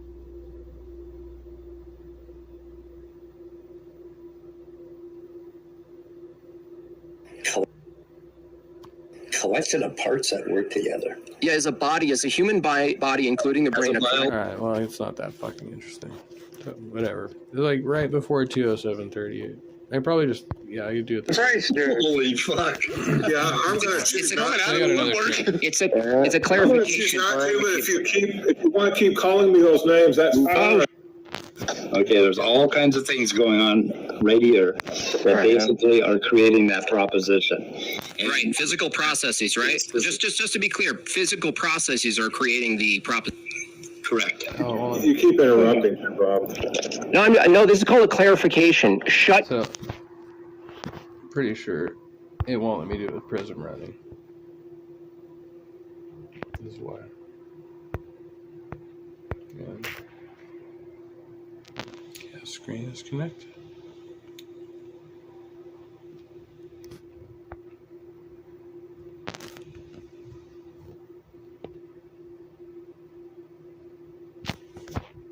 So is it not going to let it? That's the question. Yeah, no, it's not going to let it do it. Shut your big dumb hick mouth. Oh, we got it here anyway, right? Got that. Here he runs his clips. Clips, yeah. We're learning the art of clips. Jesus Christ, dude. Holy fuck. Yeah, I'm gonna choose not out of the woodwork. It's a clarification. Not to, but if you want to keep calling me those names, that's fine. Oh, shut up. Shut up, you old boomer. We'll Called him a boomer. name you that you're not an incel, okay? Will that make you feel any better? Yeah. That was good, though. Reacting to Jim Bob the goofball, reacting to us and Jim Bob. You're not. Yeah. Yeah, originally it was like reacting to Jim Bob the incel or whatever. Incel Jim Bob, something like that. Yeah, well, I'm not gonna sign up on that. Let's stay focused, Spurgies. Okay, listen. Proposition. Jesus Christ. I'm sorry, I just did that because I wanted to. I know. I apologize, Jim Bob. I am a lesser being than you. I'm not as good as you. And of course, I'm a hick. So I'm sorry, I just did that. It's a way to trigger people. You know, just give them. Of course, all my lesser hick mods have managing status, so they can time out the flagrant incels in the audience. You know, just to keep us in balance. We want to make sure we're not operating in an echo chamber here. Okay. Let all of his prejudices out at some point. Yeah, go ahead and spew, sir. Yeah, he's letting them fly. Okay, Jim Bob. We're going to get back to the argument now. We have Leo A and we have Scott P, and they're talking about a tornado in the backyard of Leo's house, right? You don't mean, wait a second, hold on, just more clarification. You don't, by they, you mean it's, right? They're objects? Under physicalism. They? Well, no, they're not beings, they're objects, right? Excuse me, my pronouns are God. Does he mean to say entities? He means to say entities, right? God. And he's trying to speak philosophical jargon, but he can't remember the word entities. Because we would say entities. Leo. See, there's another one. I'll ask Leo because he's not going to answer it. It doesn't take long. This is not a discussion that is about philosophy or justification or anything else. It's just an excuse. It's just an excuse. Listen. And then he waits until Stephanie's like halfway through his statement to say, shut up. Listen. Let me command you using my masculine, non-incel voice. Shut up. Stop Yelp review. Someone to get That's actually a funny line. I like that. I like what he insulting people and he overuses it. But the first couple of times when he says stop Yelp reviewing is actually kind of funny. And then he takes it to, way too far. But just fine if that's what you like. Yeah, it's a little difficult to have a conversation with this guy when he keeps... It's not a conversation. This is why you don't have them. Yeah, but you guys are kind of triggering him, so... But... Or playing into it.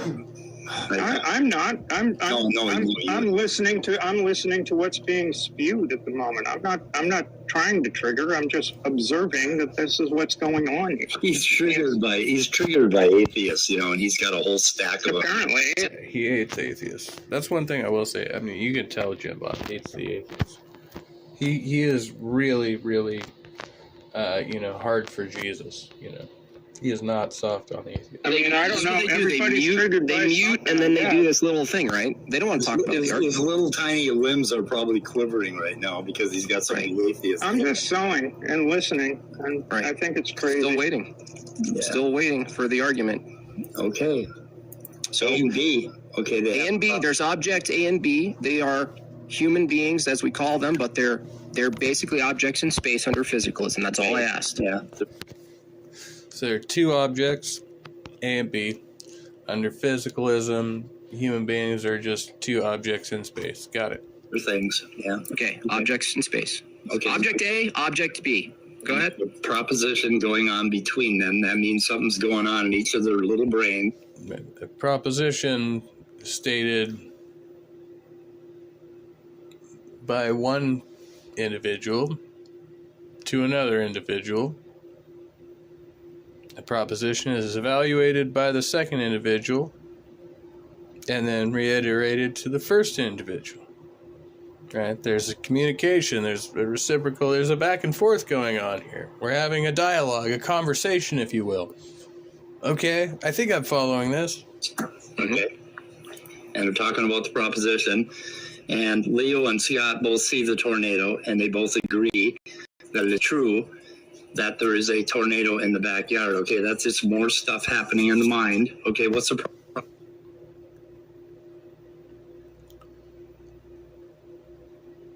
Okay, if the proposition doesn't have, why is it the tornado? It has to be the tornado, right? It's be like, oh, is that like a dust bunny or is it a tornado? It's not like, oh, is that a cat? Like, we can all just say, yes, that's a cat. Problem with that. What's the problem with it? They have determined that it's true, that there's a tornado in the backyard, and they both take cover. Okay, what's the problem with that? The problem is that the effects of physics that you admit from the illusory thing called the mind, the propositions themselves are more effects of physics that are determined by biology and physics. And what? Christian Bridges, welcome. Christian Bridges. Proposition is the result of a physical brain state. Oh, I feel like I've read that one multiple times now. It's not incorrect. In neurophysics. In neurophysics? Neurology. So I mean neurology, sorry. The problem neuroscience? He doesn't want to use the word science, does he? backyard. Okay, that's just more stuff happening in the mind. Okay, what's the problem with that? What's the problem with it? They have determined that it's true that there's a tornado in the backyard, and they both take cover. Okay, what's the problem with that? The problem is that the effects of physics that you admit from the illusory thing called the mind, the propositions themselves are more The word that eludes us here, physiology. I was struggling to think of that word myself. The limitations, the constraints on our physiological state, right? It's not the effects of physics, right? That's stupid, right? But the limitations of our physiology as biological entities, right? If you want to like start getting technically precise or using words correctly, effects of physics that are determined by biology and physics and neurophysics, biology and neuro something. It has something to do with your brain. Neurology. So the problem is, big dummy. If two objects, I can do it too, are determined by the laws of physics to say what they're going to say and see what they're going to see, then the thing you're calling evaluating between two objects is seeing a tornado, right? More effects of physics, right? They're more effects of physics, right? So the effects of physics called a proposition is now another referent or object in space. Yep. Okay. So wait for it. Admittedly, from Breakfast Tacos, he first said, no, reference are not... Now I'm responding to Breakfast Tacos, not answers in atheism. By the way, just hold that in mind. Are not propositions. Breakfast Tacos is not here to defend themselves. Propositions are about the reference. Then he later admitted that under physicalism, propositions are now a new effect in the world, and they are the new referent. Would you agree? Yeah, especially if we're down here, okay, me and you talking about Scott and Leo. That's what we're doing. We're trying to analyze them third person. Okay.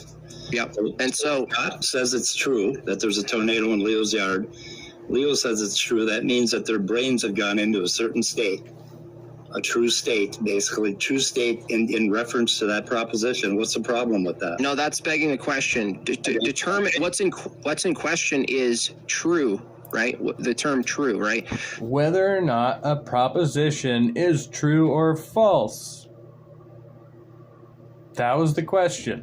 That was the question. How do we evaluate whether a proposition is true or false?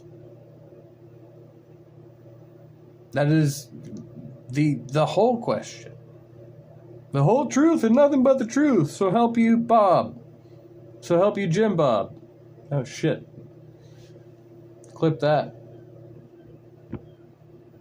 That assumes evaluations are not completely determined by physics.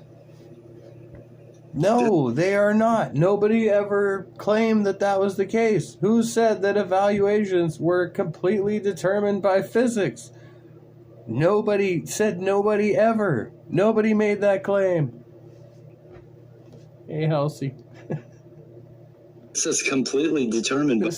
I'm just here to aggravate myself further, I guess. By physics, whether or not they come up with a true proposition. Okay, great. So if you're determined to come...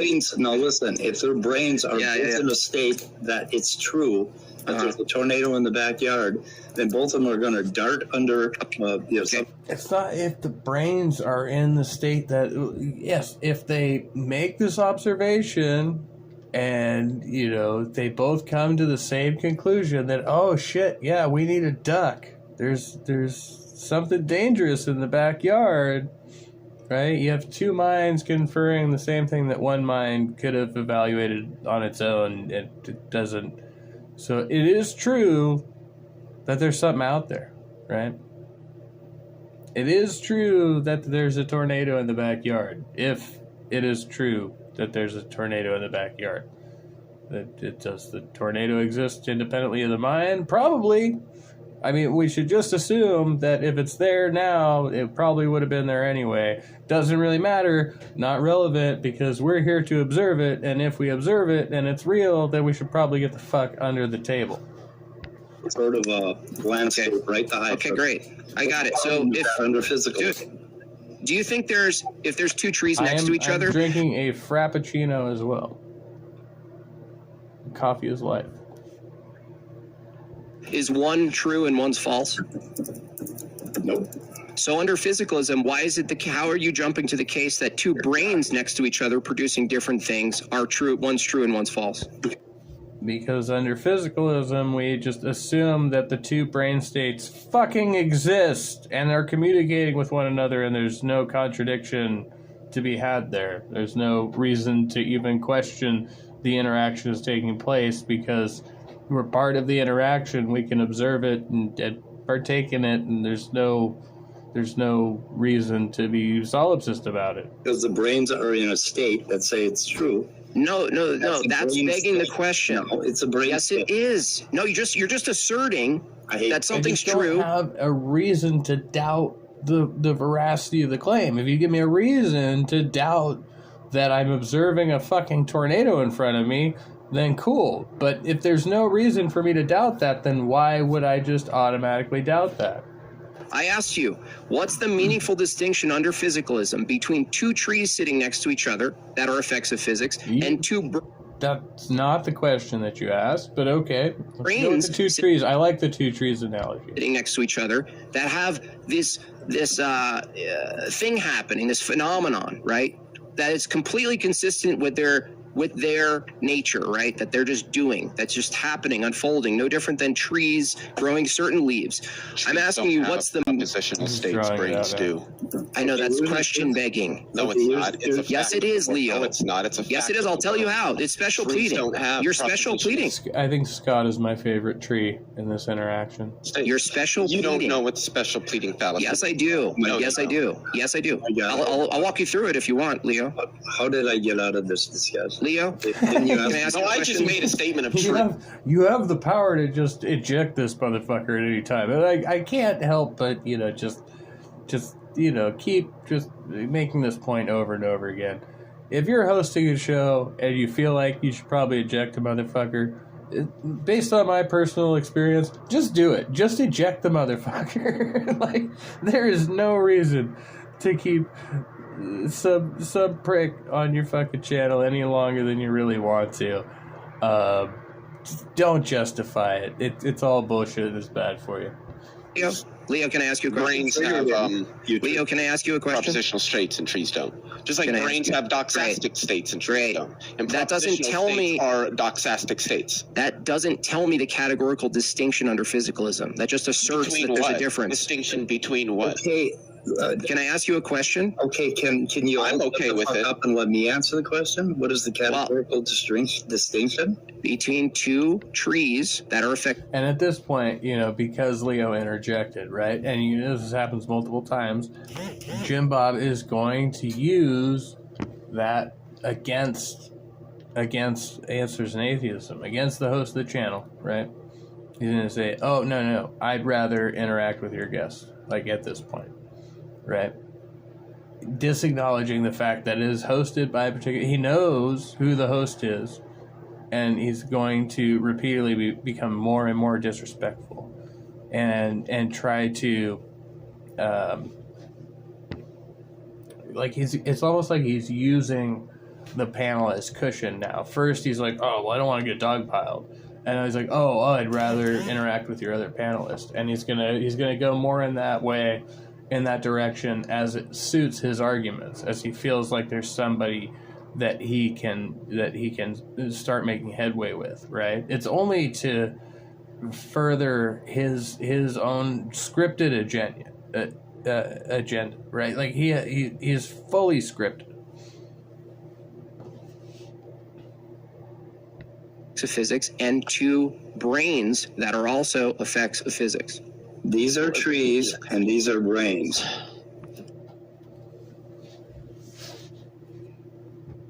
These are trees and these are brains.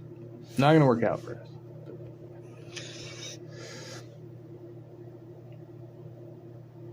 It doesn't get better. We've already watched this through. We're just watching this through from a different perspective, but we know how this goes. These are human. Those are so the distinction is subcategories. These are organisms and these are trees. Those are sub. I love you, Mike. Trees are organisms. It's not. It hurts. It all hurts. Subcategories. Do the trees have a proposition? I didn't ask for subcategorical differences. I asked for categorical. What do you mean subcategorical? Those are categorical. That's the problem. Can we both talk? Yeah. Okay. So here's the thing. Under physicalism, there's objects in the world. Right. Really? Tree. But I know exactly what it's like to be in this position, to be arguing against this type of person. Like, you've been there plenty of times. It's just like your brain gets really, really foggy. It's like, what the fuck are we talking about here? How do I stay on point? How do I stay focused? It's so much easier to like watch a video like this and do it in my own time and just be able to reflect on it. And of course, like, okay, I can disseminate this information now that I can do it in, on my terms, right? When somebody's throwing shit at you, just curveball after curveball, it's easy to get lost. It's easy. I mean, you got to be prepared for shit like this. That's what they do. This is what they do. They will try to confuse and obfuscate their opponent and make a nonsense argument about nothing appear to be, significant. And that's how they do it, right? If I can what about you to death, then you're still dead. And brains. Okay, now I'm asking you, under physicalism, what's the meaningful distinction between two objects that have their own properties that are completely consistent with the laws of physics and they're completely determined by those laws, and brains? These are brains, these are organisms, and these are trees. These The are correct answer is brains have different.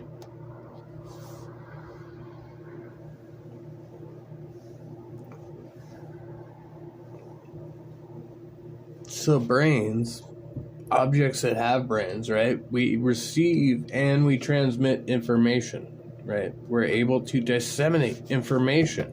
We can take it, like we can take any set of information and make calculations based upon the inputs received, right? Like you can see that, I have, X amount of fingers on this hand and it corresponds to the, like, I don't know, like you could make some, however we try to make inferences about the way things that work and it so happens to actually align with what we observe, right?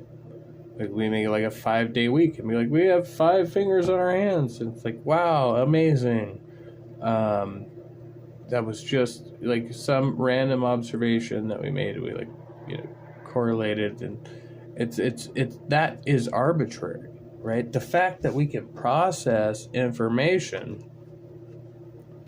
and act according to that input is what makes us distinct, right? It's not like other organisms that do what they do and don't seem to make calculations, right? Like a plant, like a tree. They still have the same biological needs, but they don't use brains to make calculations about how to fulfill the biological necessity, right? Or they don't seem to. Not to us. Not by our observation. Although that may be incorrect. It may be incorrect. We may have a limited view of reality. So you're saying the meaningful distinction is taxonomical. This is your problem. This is your problem. You can't answer the question. Okay, you're telling me my problem, but you're not answering the question. This is your problem. You're trying to reduce trees to physical objects, right? Which they are. Are they? One characteristic they have, but right. Neither trees nor brains are mere physical objects. That's just false. Incorrect. It's not exact. Like, if you're talking about just a physical object, anything that you see could be just a physical object, as long as you can see it and you can touch it, they're all just physical objects. But we differentiate between physical objects that we interact with, right? Like, I'm going to have a very different interaction with a rock as opposed to a fish or a person, right? Those are three very different physical objects that I'm going to have very different, distinct interactions with in the world. Us, the differences between them, okay? There are different categories between humans and trees. Well, are you a tree, Jim Bob? So you're saying the property? Are you a tree? I think Jim Bob might be a tree. I'm gonna say that right here. He's maybe a piss fir. You know what a piss fir is, right? Or a spruce. He's a very ugly tree. He's not a very good-looking tree. He stinks. He pollinates rampantly. Will you answer that question? No, but you're saying the properties are different. Do you have a brain? You know what I'm talking about, right? Arborists unite. I have a brain. Do you breathe? Yep. Do you eat food? Yep. Those are all No, he's not fucking human. Stop humanizing Jim Bob, you bastards. No. Physical. Those are all He's probably human. Although he might not be. I don't know. I'm going to reserve judgment on that. Yeah, right. Go on. Okay, you want to reduce them the physical effects and under physicalism, I don't want to do that. That's a consequence. No, that's the consequence of physicalism. Yes. No, yes, it is. It is. Of course Yeah. it is. And okay, What else? Okay, Jim Bob, I got the problem for you right here. You don't understand physicalism. Okay, under physicalism, the distinction between He's right. Mike is absolutely correct. He needs to just continue to press that point. Like, that's it till the cows come home every day, all day. Jim Bob doesn't understand physicalism. Jim Bob doesn't understand physicalism. Period. Period. ... Exclamation point. Period. trees and human organisms is that they are completely different objects in physics, right? And you don't want to admit to that. You want to reduce them to the same thing. You want to say, oh, they're both physical objects, so they can't have a true proposition. Why can't you get this through your head? What is wrong with your head? That's not an argument, by the way. Argument. Okay, the tree is not different than the organism. Listen, I already went through this with you. Under physicalism, both the tree or any... What's wrong with your head is his slightly conical shape, as opposed to the ovular shape that we would expect in a human being. As a result, your brain might be pointy. Your brain might be pointy. It might be pointy and smooth, if you know what I mean. Smooth, pointy brain equals dum-dum. Dum-dum Jim Bob. No comprehendo. Anything else in the world, including a human with a brain, is reduced ultimately to physicality. Yes, it is. Okay, reduced. What else is it then? Being ontologically reduced. Okay, great. Tell me how that's not the case then. Okay, just because I say they're both physical objects doesn't mean they're identical. Right now, I just wish I could turn my camera on to so you could get the visual of me actually pounding my head against the desk, like physically, really in real life. I didn't say they're identical. I said in the category. You acknowledge they can have different properties from one another. Yeah. Well, if they're different properties, right? You're basically saying there's an object over there and it has bark and leaves, and humans don't have bark and leaves. Is that how we differentiate humans from trees? I'm pretty sure there are other characteristics we use, like, you know, the fact that it can speak. I don't know. Like, you know, like, I can't talk to a tree, you know. It doesn't, I don't give a fuck if a human did have bark. If it can talk to me, you know, all bark and no bite and all that good shit. Like, because, you know, we anthropomorphize all kinds of other animals. Like, you anthropomorphize your dogs and cats. Like, that's so that if it's furry, then cool beans, right? I don't think It was the bark and it wasn't the texture, right? The texture wasn't what made you think twice about sentience.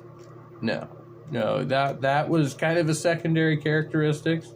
You could still have a sentient being that has bark and leaves, but you're like, it would be a lot different if the trees were screaming at me, help me, don't cut me down, I'm sentient. I'm talking about the jump between propositions being possible.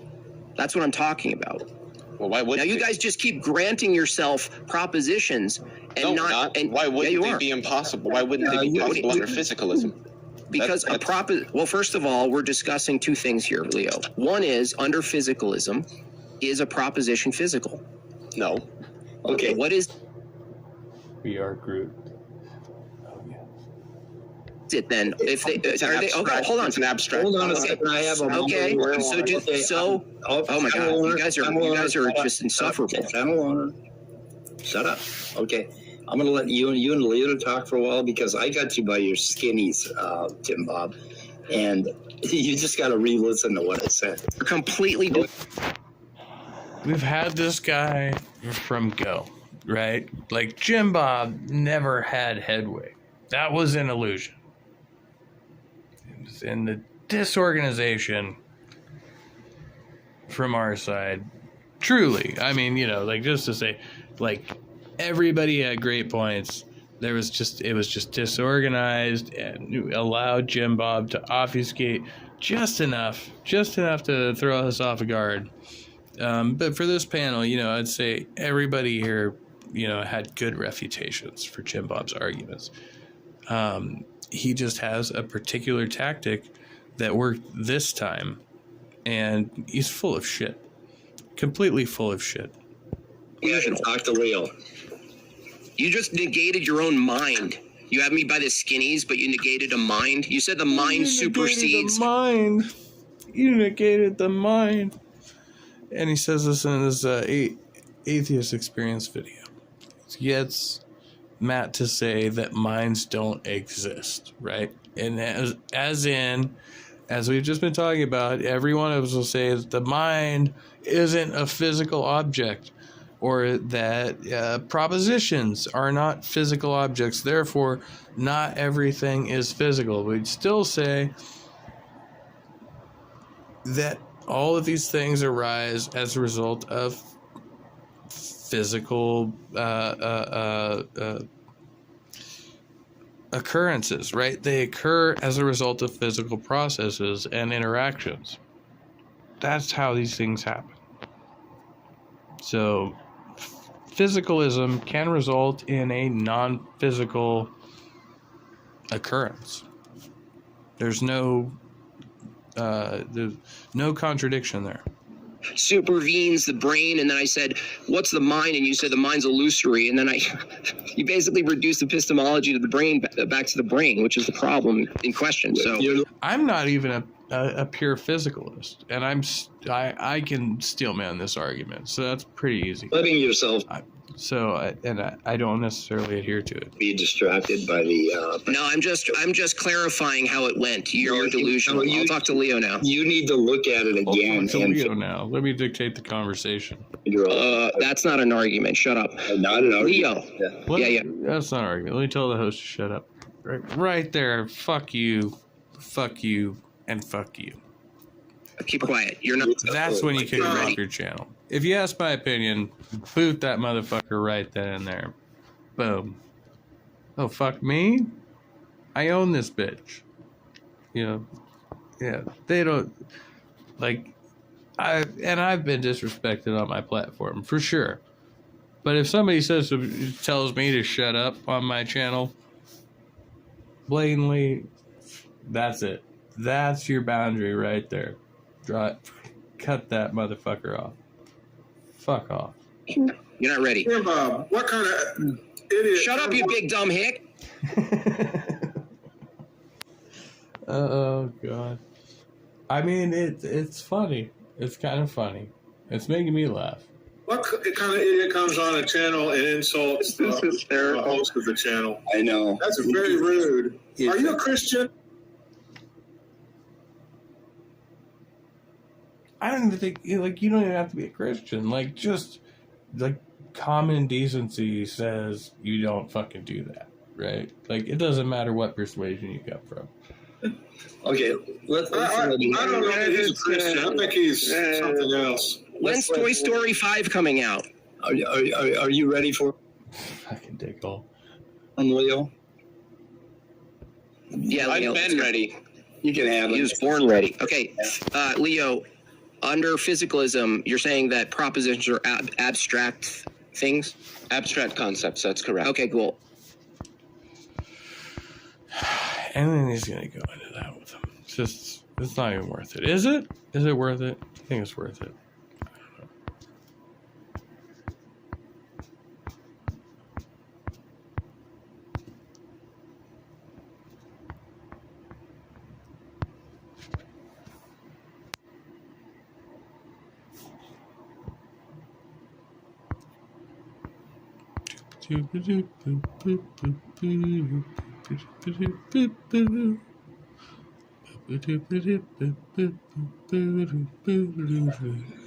Grace.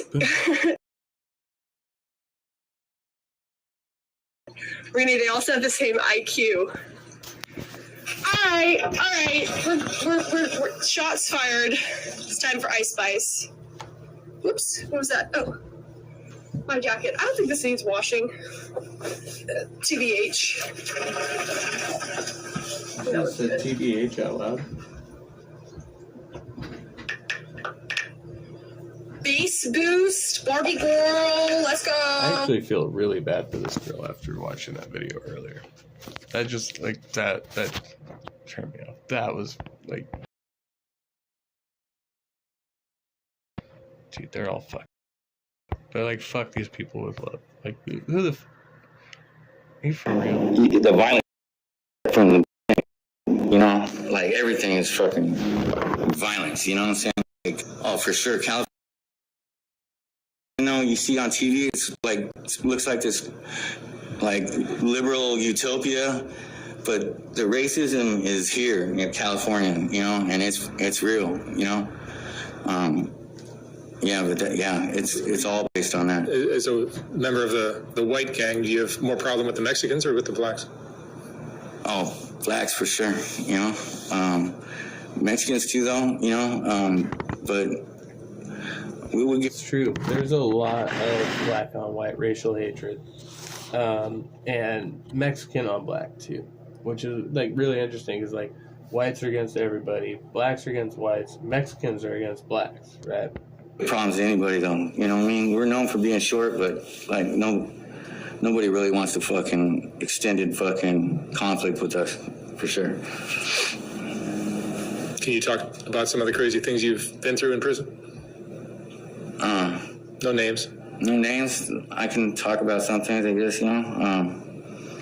Like what? You gotta give me something to go off of. Have you had to take care of people that need taken care of? Yeah. Well, my gang, you have to stab. Really, what, you know, to make it look good, you have to stab somebody for each letter. So, you know, that's 3 stabbings right there, you know. But yeah, I stabbed an order at Old Folsom, earned my letter and shit, and got quartered into the riot and then made it official. But it never stops after that. You're always doing stuff after that, you know. So you got to do a job basically on, like, a member of each race arbitrarily, right? Like, it doesn't matter who, just get you black, get you Mexican. Is there a way in prison to not get involved in all that stuff?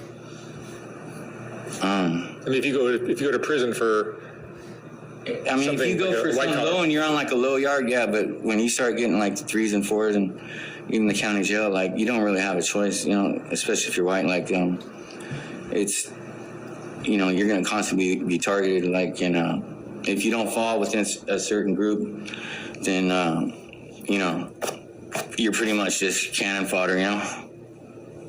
Are you more comfortable in prison or on the street?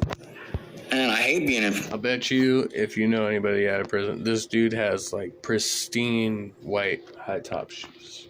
Like, they are fucking sparkling clean.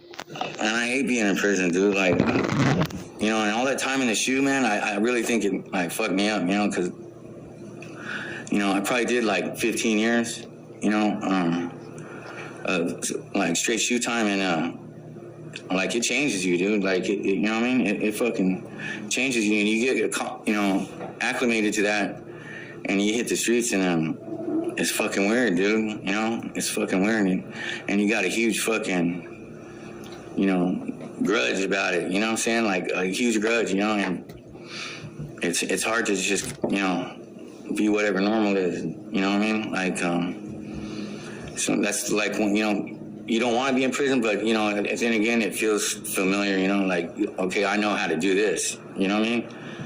I might, you know, I'm getting shot. I don't know how to do it, but, you know, I know how to do this, you know? Like, you know, it's fucked up, but it's true, you know? Yeah, it is the truth, isn't it?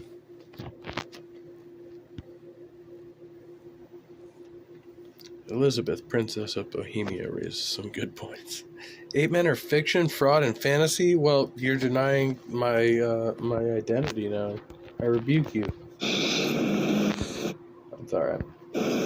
I don't mind. 1998, I don't mind. I don't ever mind. I had a homeboy of mine, like, he's a pretty famous dude from South Bay. His name was Ricky Thorpe. And Thorpe? The violence was there from the beginning. No way. Just got thrown off there. I want to go back to Robert. Robert is an interesting character, isn't he? It's just, this guy just never ceases to amaze me. Anybody. But what is it about crack that just makes people just let go of everything and just have a good time? It's just no response. The only thing about crack that I don't like is the fact that you duck your responsibilities. You won't answer the phone when your mama call. You know, if your job call, you stop answering the phone. You turn the phone off because you don't want to face the fact that you know you fucking up. Monday morning then came. It's not the fact that you were like fucking dudes. You never would have fucked a guy if you were on crack. You wouldn't call your mama back. Like, it was like, I would fuck some dudes, but I didn't answer my mama's phone call. You supposed to be with This is, right? Like, obviously, this guy's got, you know, a train of thought somewhere. But you still getting high, or you still want to get high.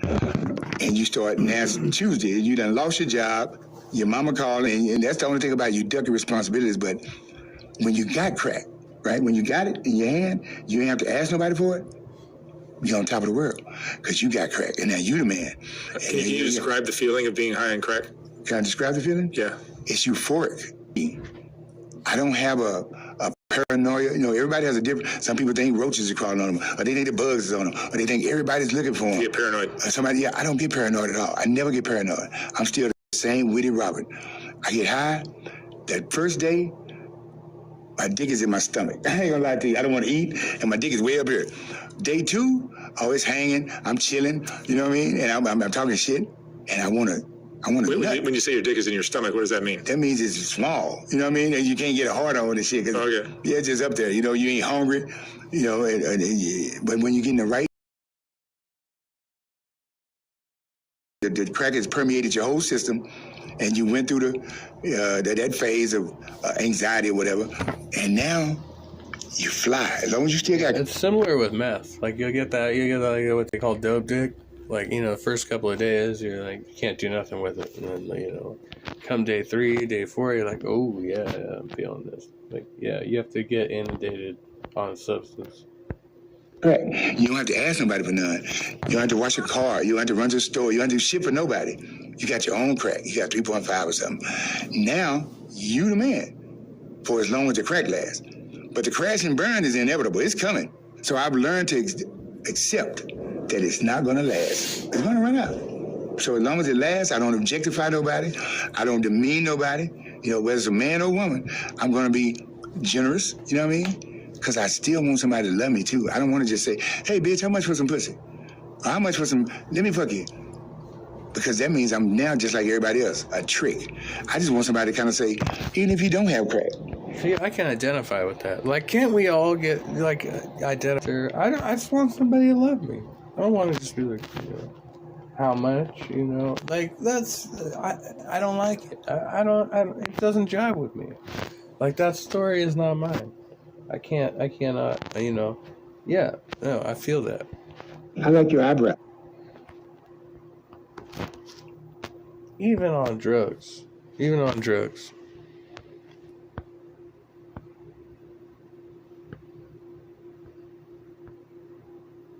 The jury infantry. You know what I mean? Or you See, they're all got a funny smile. Reality, that's the problem. They're afraid of reality. You understand? And you'll stay with me after the crack is gone until we get some more. If my crack run out and you finna go, then I was just a trick. But I want love, though. I really do. I swear to God. I want somebody to love me like I love them in spite of the crack. But I'm going to feed you the crack because I don't want you to beg me for it. I don't want you to, I'll suck your dick for some crack. I just want you to suck my dick because you want to, and we getting high. There you go. Yeah, exactly. You see? See? I just want you to suck my dick because you want to, and then we get high. Like, it's fine. Like, see, I totally jive. I get it. And so I don't get many women like that. Maybe that's why.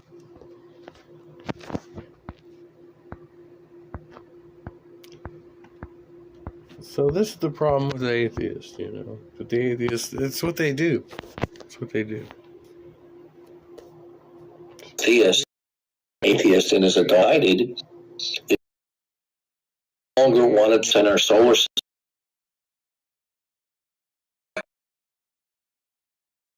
Was the product of a designer. He didn't want to believe it.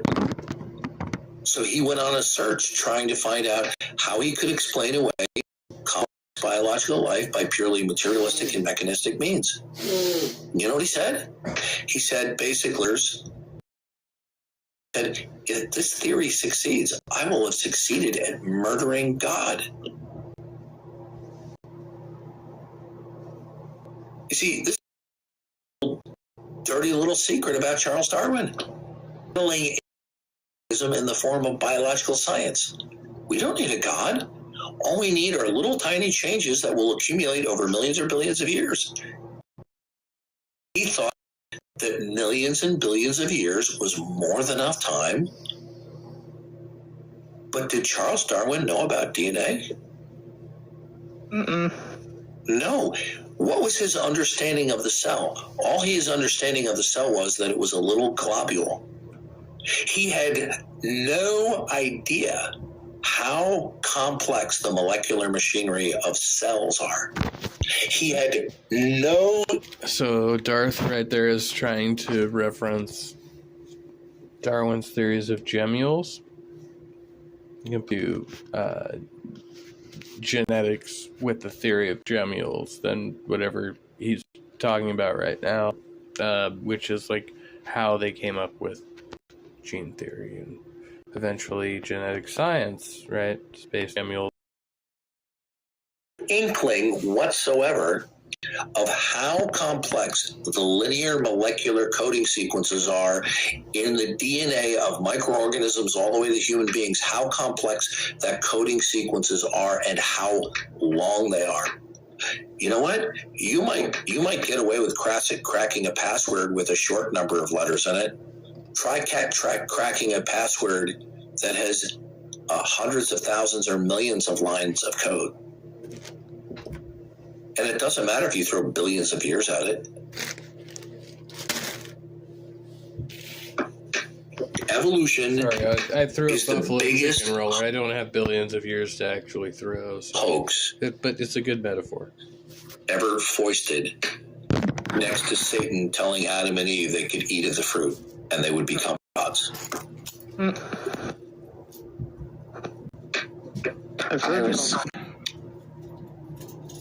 I respect your opinion.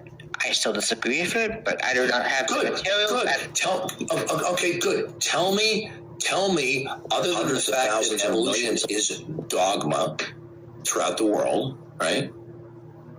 And since you're a smart young man, right? Evolution is not dogma. Evolution is we keep getting these. It's prescriptive, not proscriptive, right? Is that I'm gonna say that, and then if it's the opposite, then it's the opposite. But I don't care, right? It's not telling you like what to do. It's just telling you the way things are, right? That's the difference. That's the difference between a dogma and whatever else the fuck we're talking about, right? The dogma is telling you what you ought to do, right? Like, that's dogma, and evolution doesn't do that at all. And you surely wouldn't succumb to groupthink and the dogma of the masses. Tell me why you believe in evolution. Because I find its truths to be self-evident, Darwin or not. Okay. That does not tell me anything. How is it that evolution is true? Well, number one, it makes sense. Okay.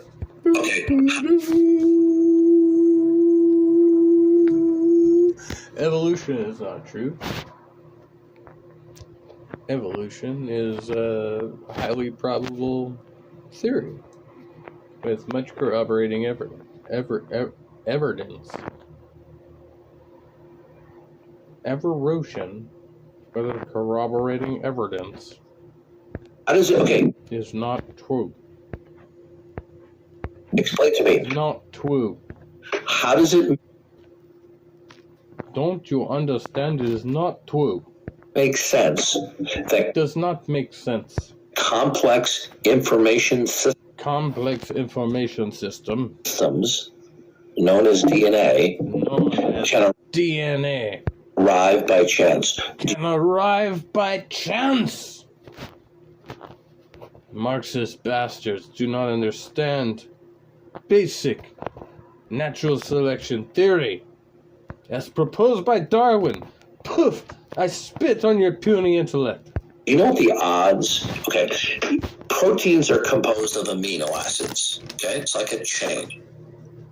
Now, when it comes to biological systems, we have the coding sequences for proteins, and we have other coding sequences that do not code for proteins that function, have regulatory functions, like embryological development, telling cells when to keep on dividing and splitting.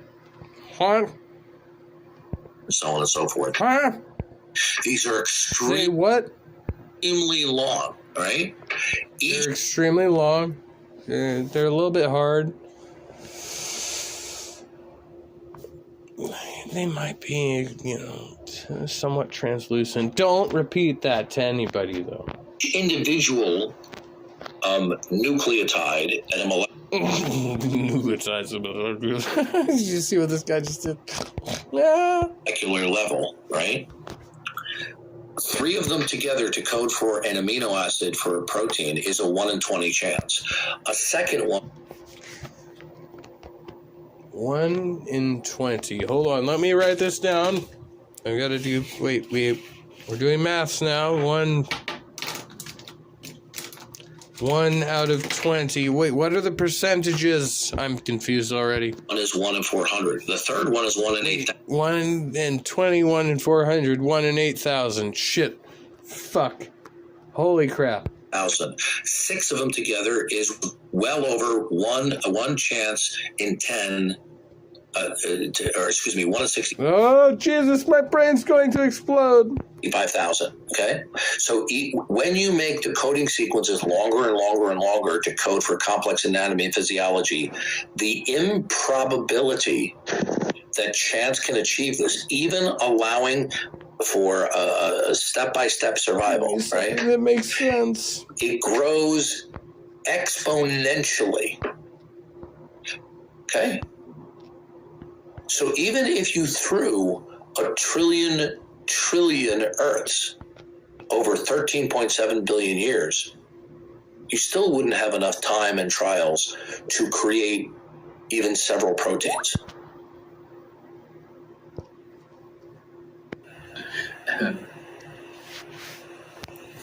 Yeah, we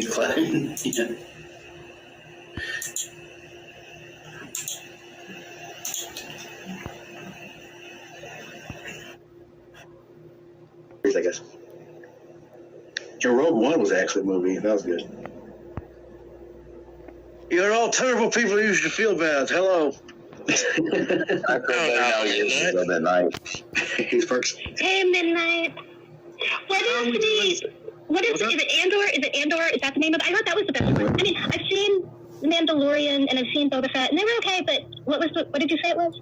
Endor was a planet moon, where the Ewoks were the other part 3. No, I don't think it was that one. Okay, so it's the guy. Oh, dang it, he's running away. I can't remember his name. They think he's like some terrorist or whatever. Oh yeah, that was it sounds so fantastic. Final message. So that was on Endor too. It was what took place partly on Endor. You talking about Obi-Wan though?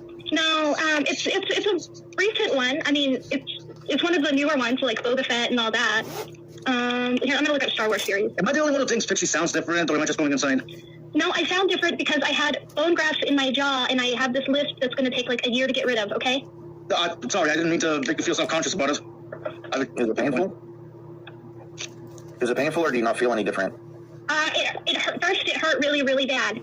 And now it doesn't hurt, but it takes a lot of effort, and my jaw gets tired. It gets really tired. And that's a weird thing to say. All I can think of that is like, you know, like when you were a little kid and you first started chewing gum, and after like 10 minutes of chewing, you're like, my jaw is really tired. It's like that. It's like my jaw just gets really tired sometimes. And